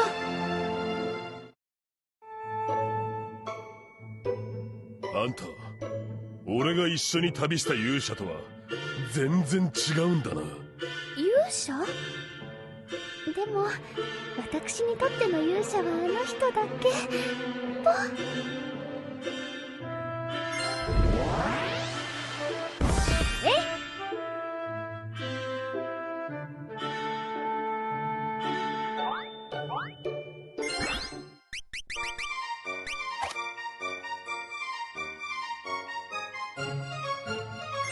方向転換ができるあなたの身軽さが私には羨ましく思えますわ。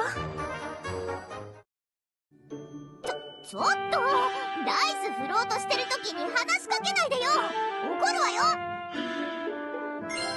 続いては、ドラゴンクエスト10バージョン4になります。緑のこのキャラが可愛いわよね。過去の世界へ行ったりして、アストルティアを冒険していく感じです。キュルルの成長部分も見られるのが、またいい感じなんですよね。ソフトは、こんな感じの内容でした。ゲーム内容の方も見てみましょう。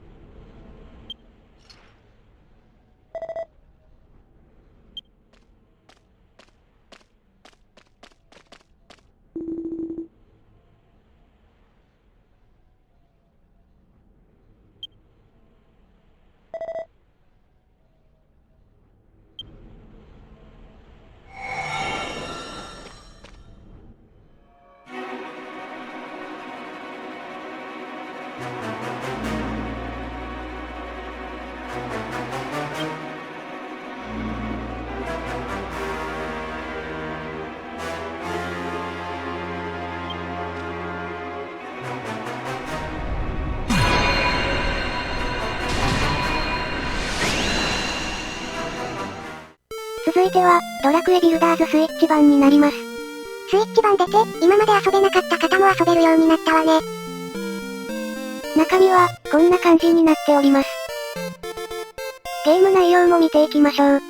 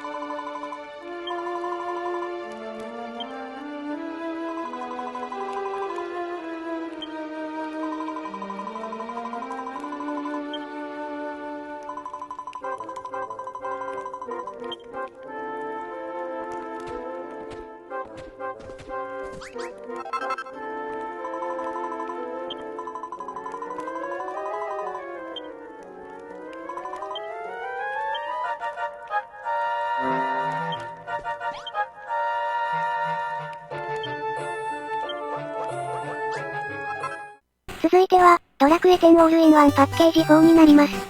1から4までのソフトが入ったパッケージね。パッケージは4種類登場した感じです。4バージョンが合わさっても、いいディスクのデザインですよね。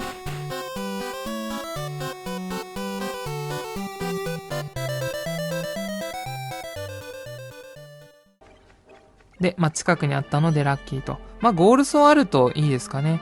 で、ここで使用していくものがですね、ボス戦で使っていくのがこの不思議なタンバリンを使用していくんですけれども、こちらバザー会場にて2000ゴールドカード持ってれば2000ゴールドぐらいかなで売ってると思いますので、いっぱいたくさん買っときましょう。はい、というわけでリーズレットに行きました。リーズレットは多分ワンターンで倒せるかなと思います。この戦闘自体ワンターンでいければいいんですけどね。マダンテとか使うようになるかな。マダンテバージョンもちょっとやってみたいんですよね。というわけで、ちょっとやっていくんですけれども、戦闘中ですね。このような感じで、画面が出てくるわけですけれども、まずは道具、使用していきましょう。不思議なタンバリンを使っていきます。そして命令、身代わり、使っていきますね。身代わり。そして、無道はハイテンション。カバシラはアンカーナックル。キリキリバッタもアンカーナックル。これで進めていきます。流れとしては、無道がハイテンション、そしてテンションパサーを使った後にバイシオンという流れになっております。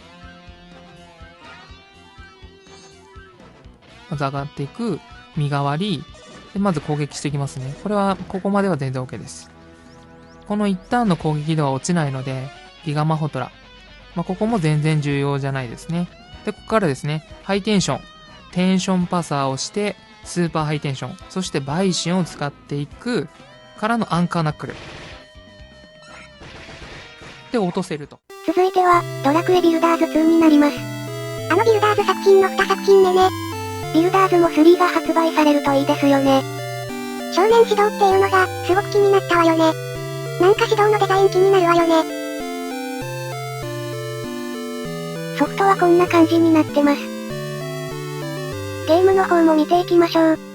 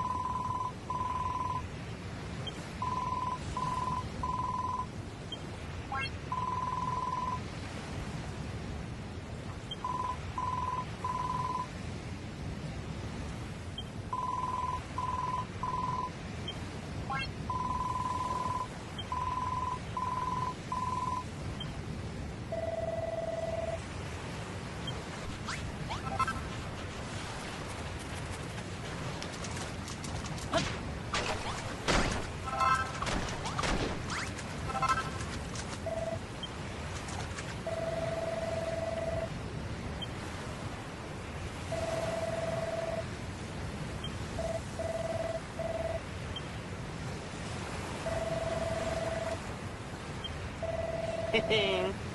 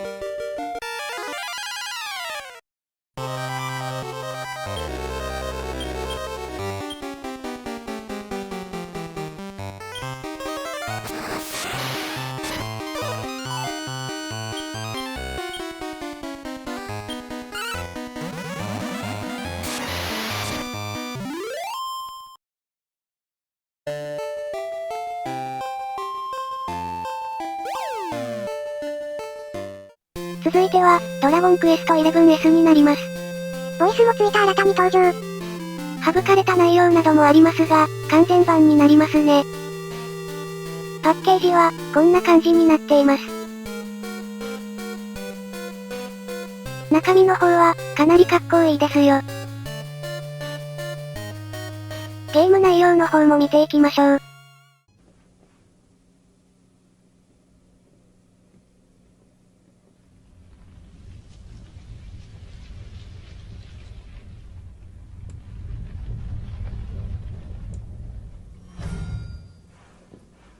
待て、何かいるぞ。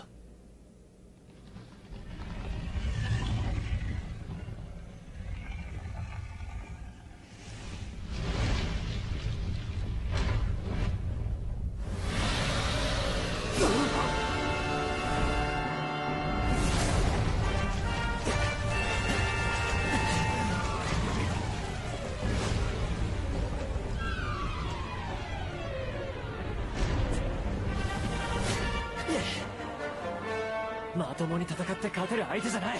さっさと逃げるぞ。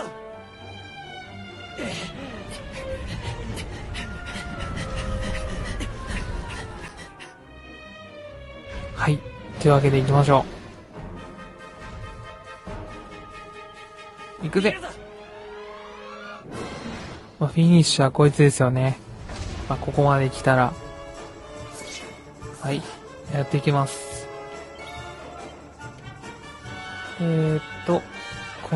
全身全レディ。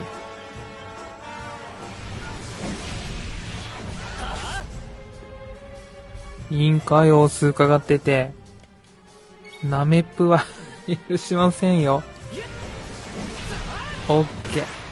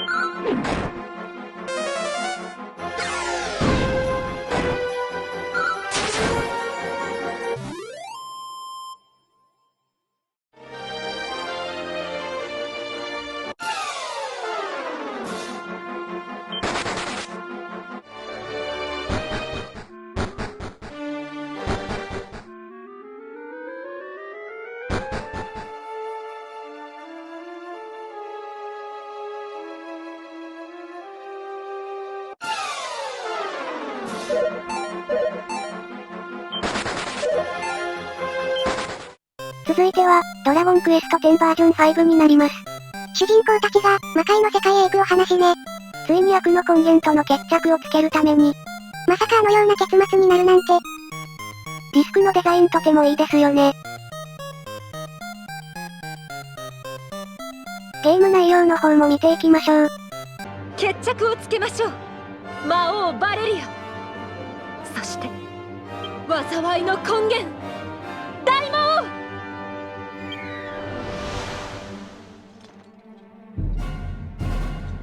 誰かと思えばあの時のアストルティアの小娘か。大魔王に出ていただくまでもない。私に任せてもらおう。はあ。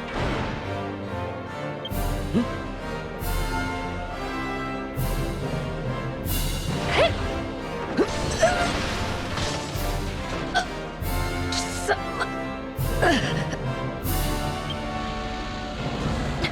代々の勇者と盟友たちよ、どうか私に力を。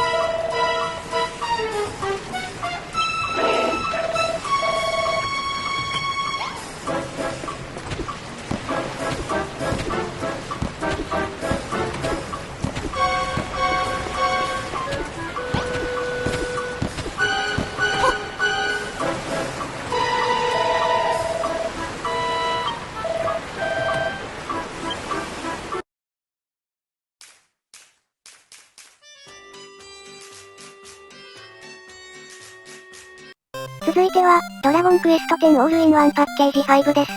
ついにオールインワンパッケージも5作品目。今度は、3種類のプラットフォームでの販売です。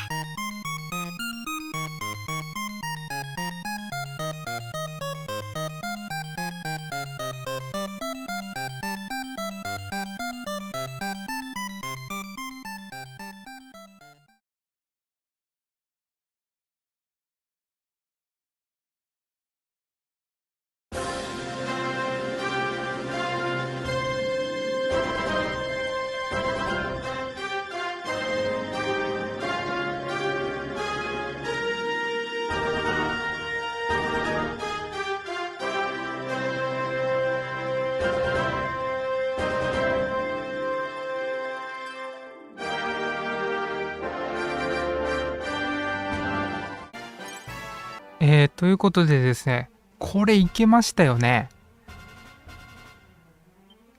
1849で、これ2発残ってるから、いけたよね。やったぜ。よし。ってことでいきますで。最後。やった。長かった。ほら、最後はキラーマジンガーだよ。ラストはキラーマジンガーで終了です。勝った。よし。はい。これですよ。99ってやつ。だがしかし。まあ、捨て身を持ってるんで、捨て身をやるつもりではあったんですが、どのような動きになっていくかってことで、ずっとこのパターンで言ってますね。身代わりリザオラル。で、亡者のシュネースピート。で、リザオラルですね。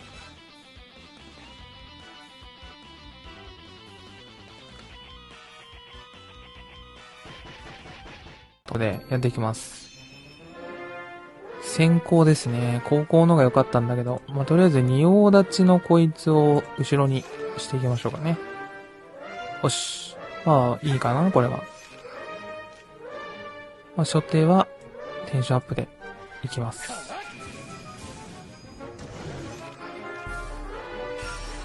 これやばそうだな。縦一列に全ての敵か。これは、どうしようかな。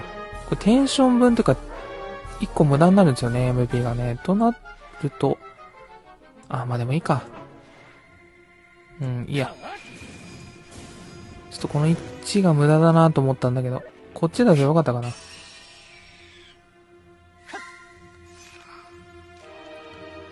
で、ゾウマ出します。で、これ4点分をちょっと得していく。得していくってことでもないか。はい。で、魔力解放して、でも使わないこといいかな。ブレスで破壊されるんですよね、結局ね。もったいないからいいや。どっちにしろ2点食らっちゃうから。そうですよね。うわ。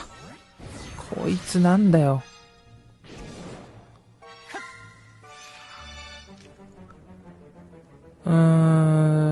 とりあえずじゃあ、魔王のランプを出して、で、テンションアップさせて、エピサロナイト出していきます。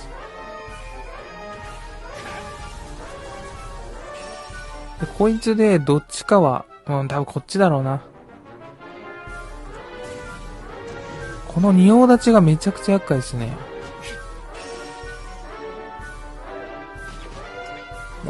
そう来るんだ。で、使うの？こっちか？マジか。ラッキー。超絶ラッキーですね、これはね。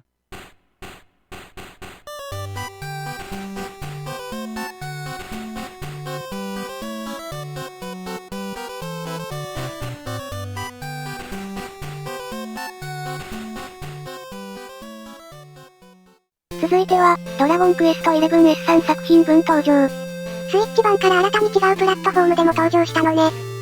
こちらは、PS4 版のドラクエ11になります。ゲーム内容の方も見ていきましょう。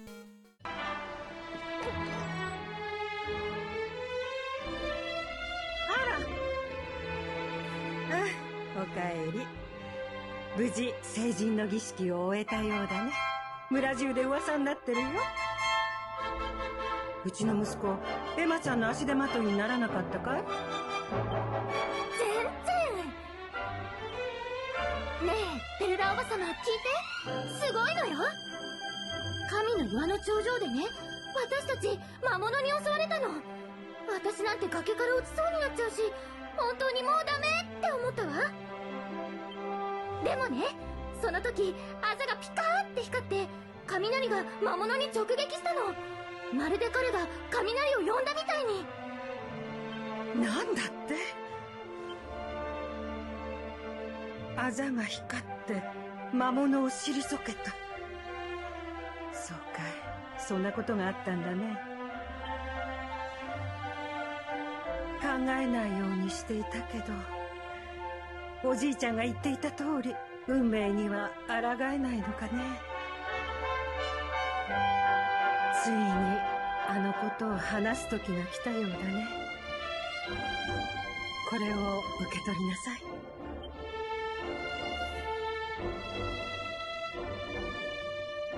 あんたが成人の儀式を終えたら、その首飾りを渡すようおじいちゃんに頼まれててね。実は16年間村のみんなにも言わないでずっと黙ってたことがあるんだ。あんたはね、勇者の生まれ変わりなんだよ。取れませんでしたけど。さあ、アイスゴーレム戦やっていきましょう。さあ、どんな感じかなと。結構ダメージは食らいますけれども、回復しっかり入れて、で、捨て身を入れつつ、半分減りましたね、今ね。さあ、ブラッディスクライドも入れていきます。一応ダメージは通るね。大丈夫そうだな。総戦闘力が一応上回ってるから、勝ってもらわなきゃ困るんだけど、一応ね、オートなんて、そこですよね。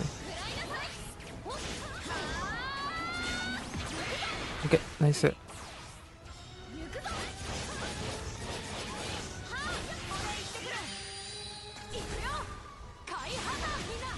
お、ブレイクしましたね。一応大丈夫そうだな。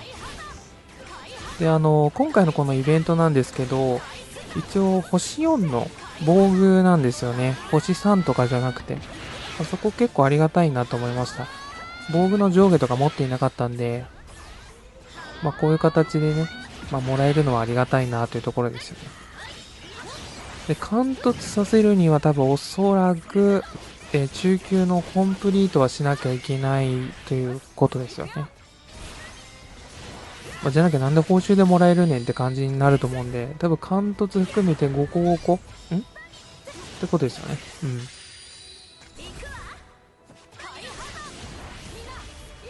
OK。さあ、このブレイクで落としていきたいところですね。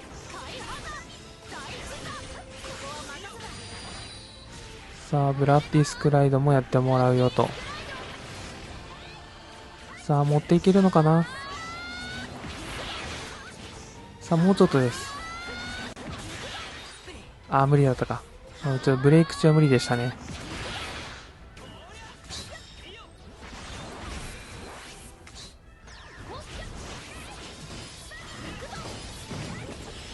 OK。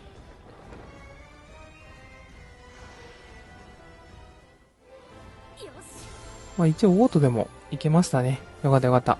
でも道中ちょっと S ランクは取れなかったので、コンプリートはちょっと取れないかな。はい。このウェーブの S ランクというのは後で取っていきましょう。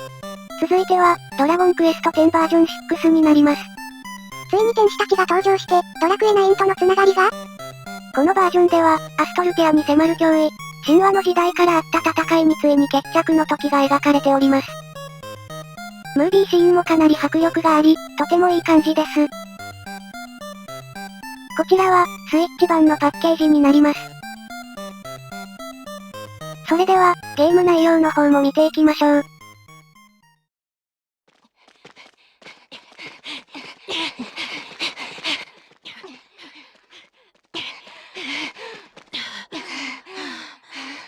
遅い。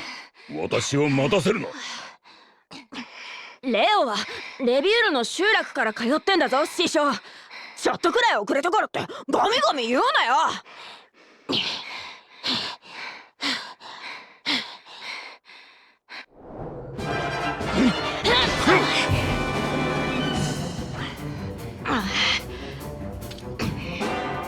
実戦なら死んでいたぞ。大魔王に言い訳など通じぬ。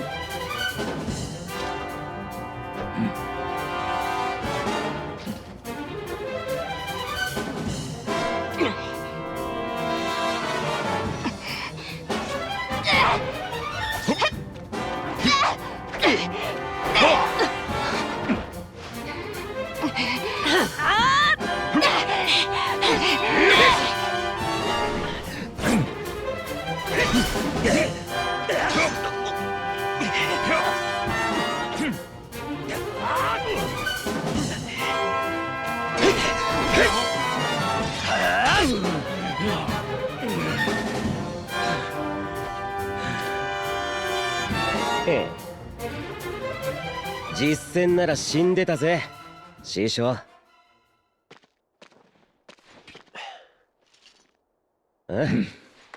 ついにこのガーニハンから一本取り寄ったか。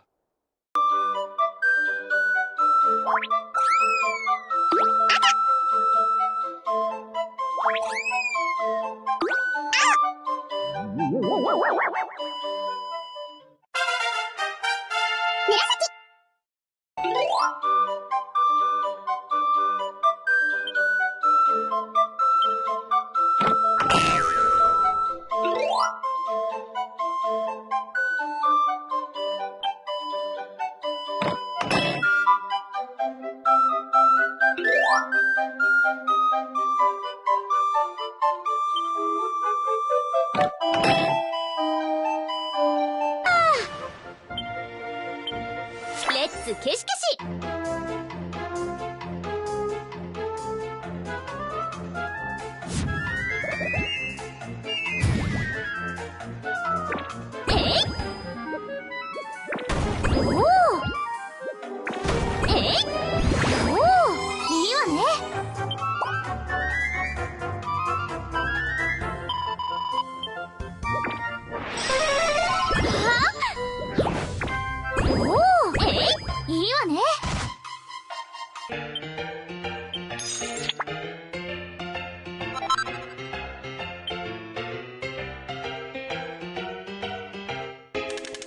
どんなドラ消しに出会えるのかな。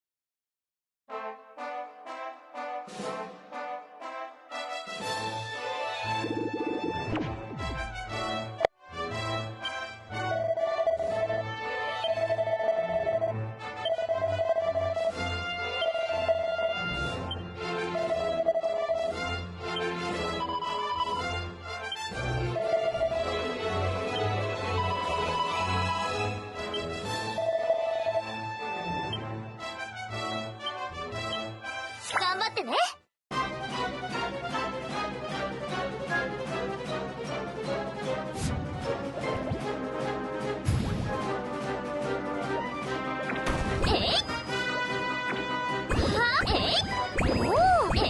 もう一丁。この調子。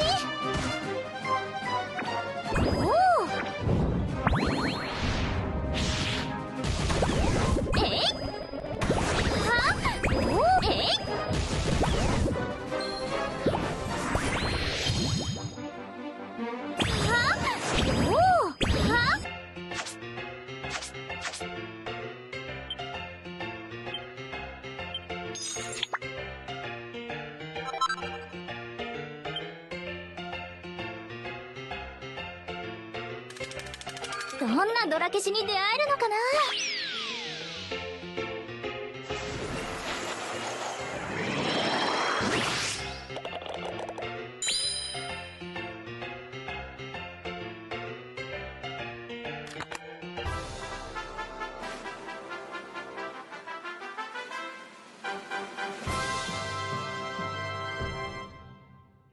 続いては、ドラゴンクエスト10オフラインになります。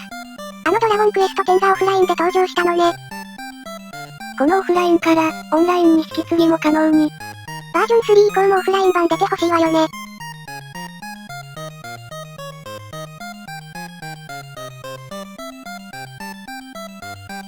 それでは、ゲーム内容の方も見ていきましょう。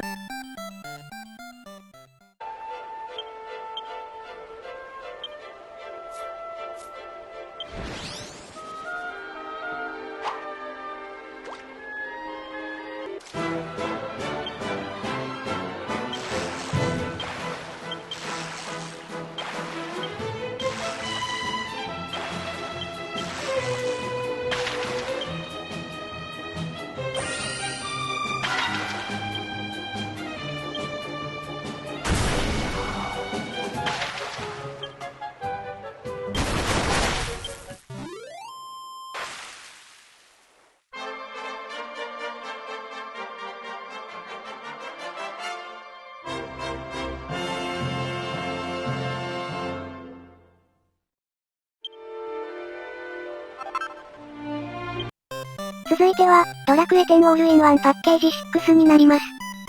ついに6バージョンがまとめて登場。これパッケージのデザインいいんですよね。コレクション用としてもあってもいいと思います。ぜひ気になった方は買ってみてください。続いては、ドラクエトレジャーズになります。様々なドラクエ作品がお宝になって登場するのよね。個人的には、モンスターズで登場っていう時のやつが遊びたかったですね。いろんなアイテムやキャラが登場するので、これはこれでいい感じです。それでは、ゲーム内容の方を見ていきましょう。何これ。モンスターいらねえんだよ。でも回復があれだからな。じゃあここはちょっとビーストモードで。あ、でもあれか。ギンギーラがちょっと戻ってきてからがいい。これ今能力どうなってんの？ちょっと見るか。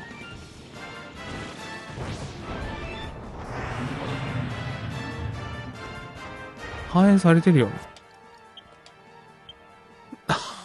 すげえ。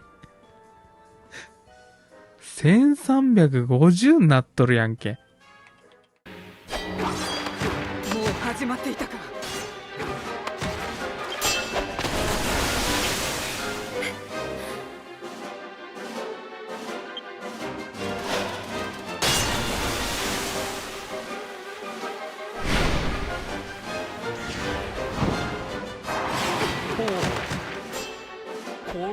これは見違えたぞ。思った以上にやりおう。黙って見守っているようだが、手助けしなくてよいのか。貴様らが協力すれば勇者が勝つかもしれぬぞ。よく言う。私たちが隙を見せる瞬間を先ほどから伺っているくせに、そんな手に乗るほど猛録しておらんわ。なる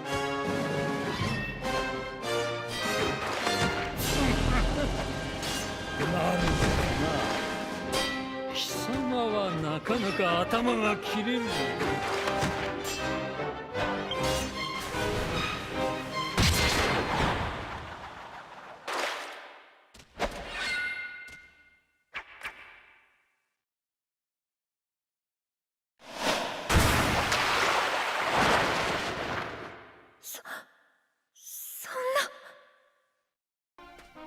で、盗賊が先に動いて、禅のコンで投げ払いをして、で、その後に、戦士、僧侶先だったかな。こんな感じで、合撃280って感じですよね。この辺をちょっとやってもらって、だいたい経験値がね、2800ぐらいだったかな。なのでね、2800なので、アークマージと同じぐらいかな。あ、ミスりましたね。次かな。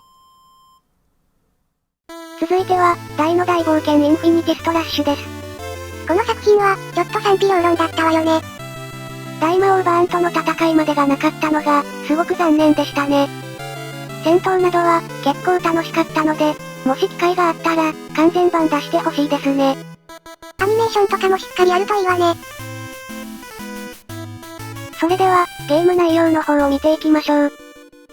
それではね、ミストバイノの挑戦やっていきましょう。まず後ろに必殺技のゲージが溜まるアイテムがあるので、それを取りますよと。そしたら、ベタン、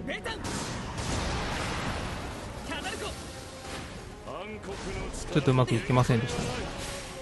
あれはベタンをやった後にヒャダルコベギラマって決めていく予定だったんですけど、ちょっとうまくいかなかったです。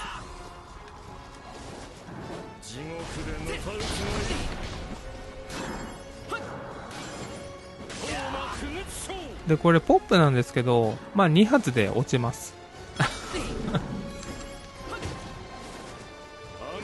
これ来たらまっすぐこう行くと。こうやってね。で、ベタン打つ。ヒャド、ベギラまで落ちます。で、この間に攻撃をしていくと。で、メドラー貯めていきましょう。で、こいつのけぞり終わったらちょっと端っこ行きます。で、こういったら、なんか貯めるんですよね、これね。引き込みが来るので、全力で逃げてください。すると、途中で赤い玉消えるんで。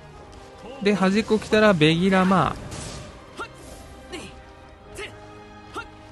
で、この間に貯めましょう。またベタンを使うために貯めます。避ける。すると飛んでくるんで、すぐベタン打ちましょう。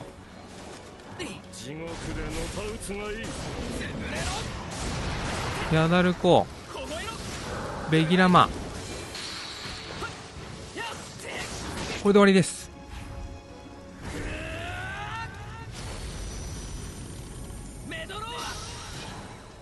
終了。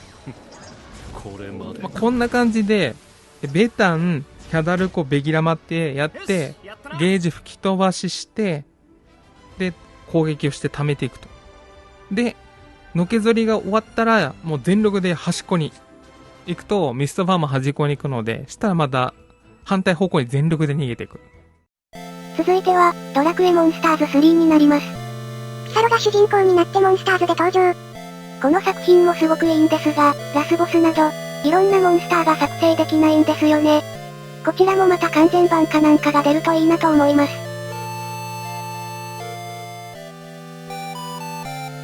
それでは、ゲーム内容の方を見ていきましょう。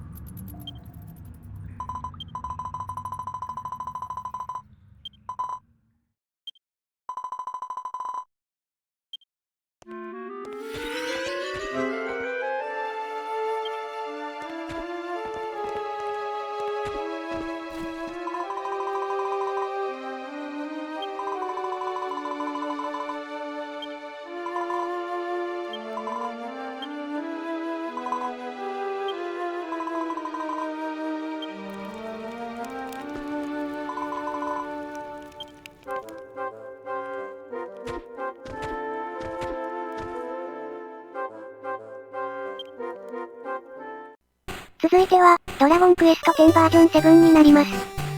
神々との戦いとドラクエ9とのつながりの真相が、女神セレシアがどうなったか不明でしたが、このバージョンでついに真相が明かされます。ソフトは、3種類分登場しました。アストルティアの運命は、どうなってしまったのか？ぜひ皆さんも遊んでみてください。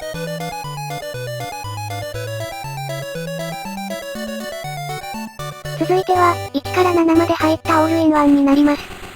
セールも結構やってるので、機会を見て購入してほしいわね。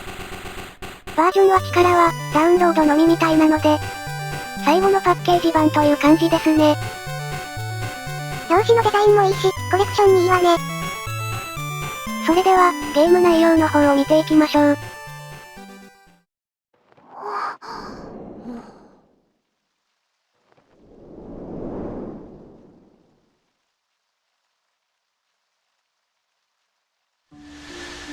待っていましたよ。新世界の守り人。そして、アストルティアの化身よ。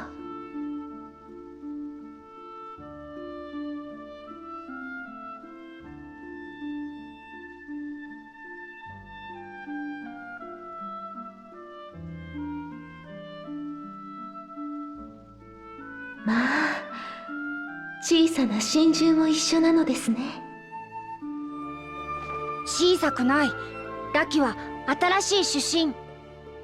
あなたがマギエルが言ってた姉様たちより古き女神？私は雨の中の幻。この島から果ての大地ゼニアスを見つめ続けてきたものです。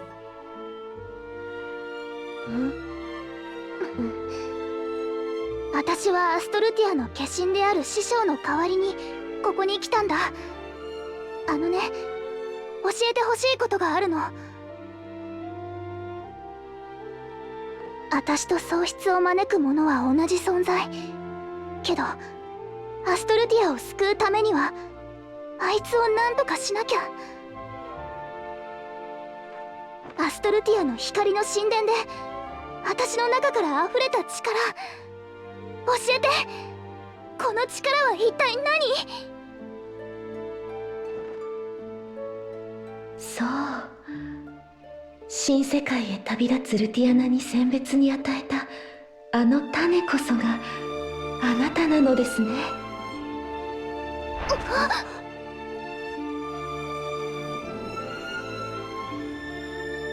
遥か遠き時代、女神の世界樹の儀式を行った果てに実った果実から生まれた種、それがあなた。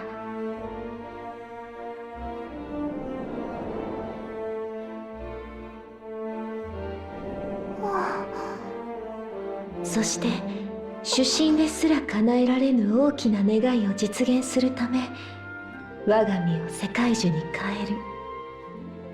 それが女神の世界樹の儀式なのです。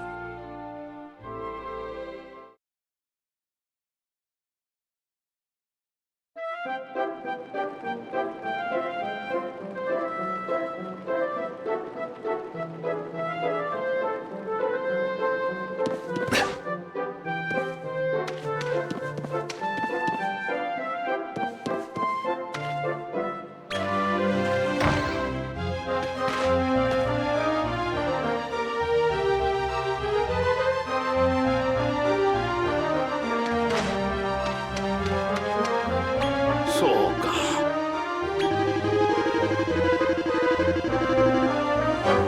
かっこいいモンスターよ。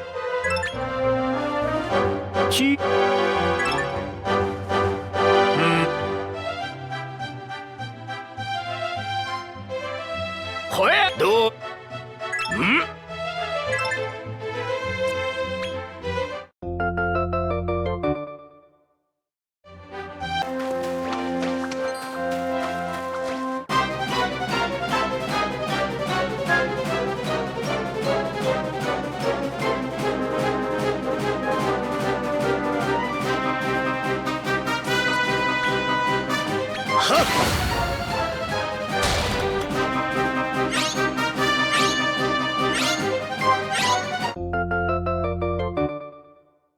共に行くぞ。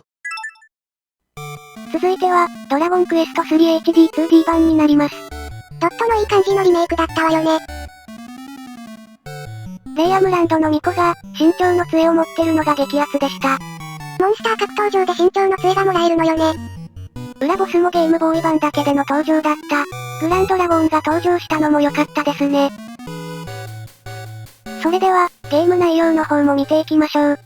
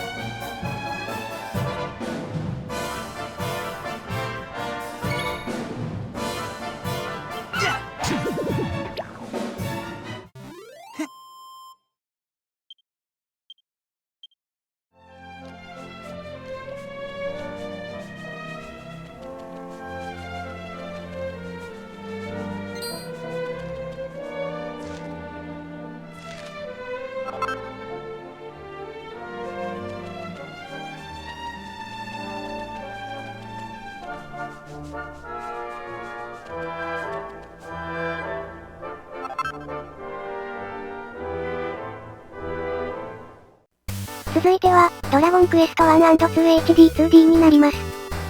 ロトシリーズの順番の通りに発売されたのよね。ドラクエ3の主人公がその後どうなったのかなどありましたね。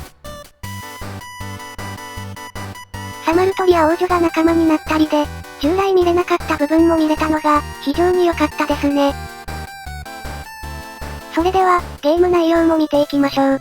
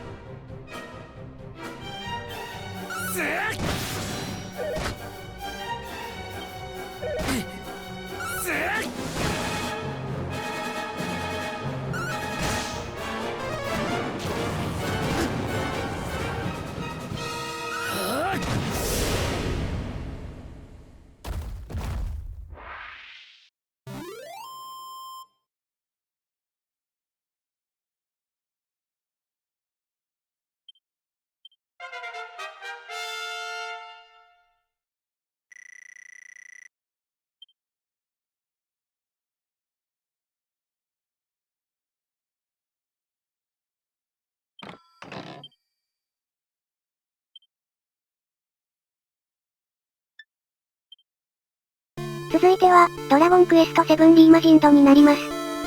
ドラクエ7が、さらにリメイクされて登場。従来よりさらに遊びやすくなって、登場しました。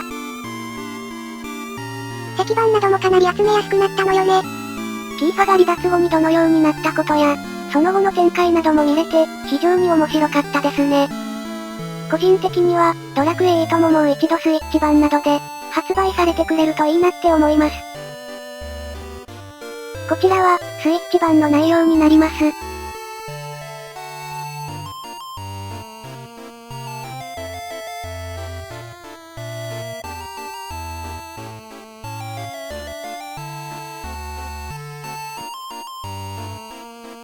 それでは、ゲーム内容の方を見ていきましょう。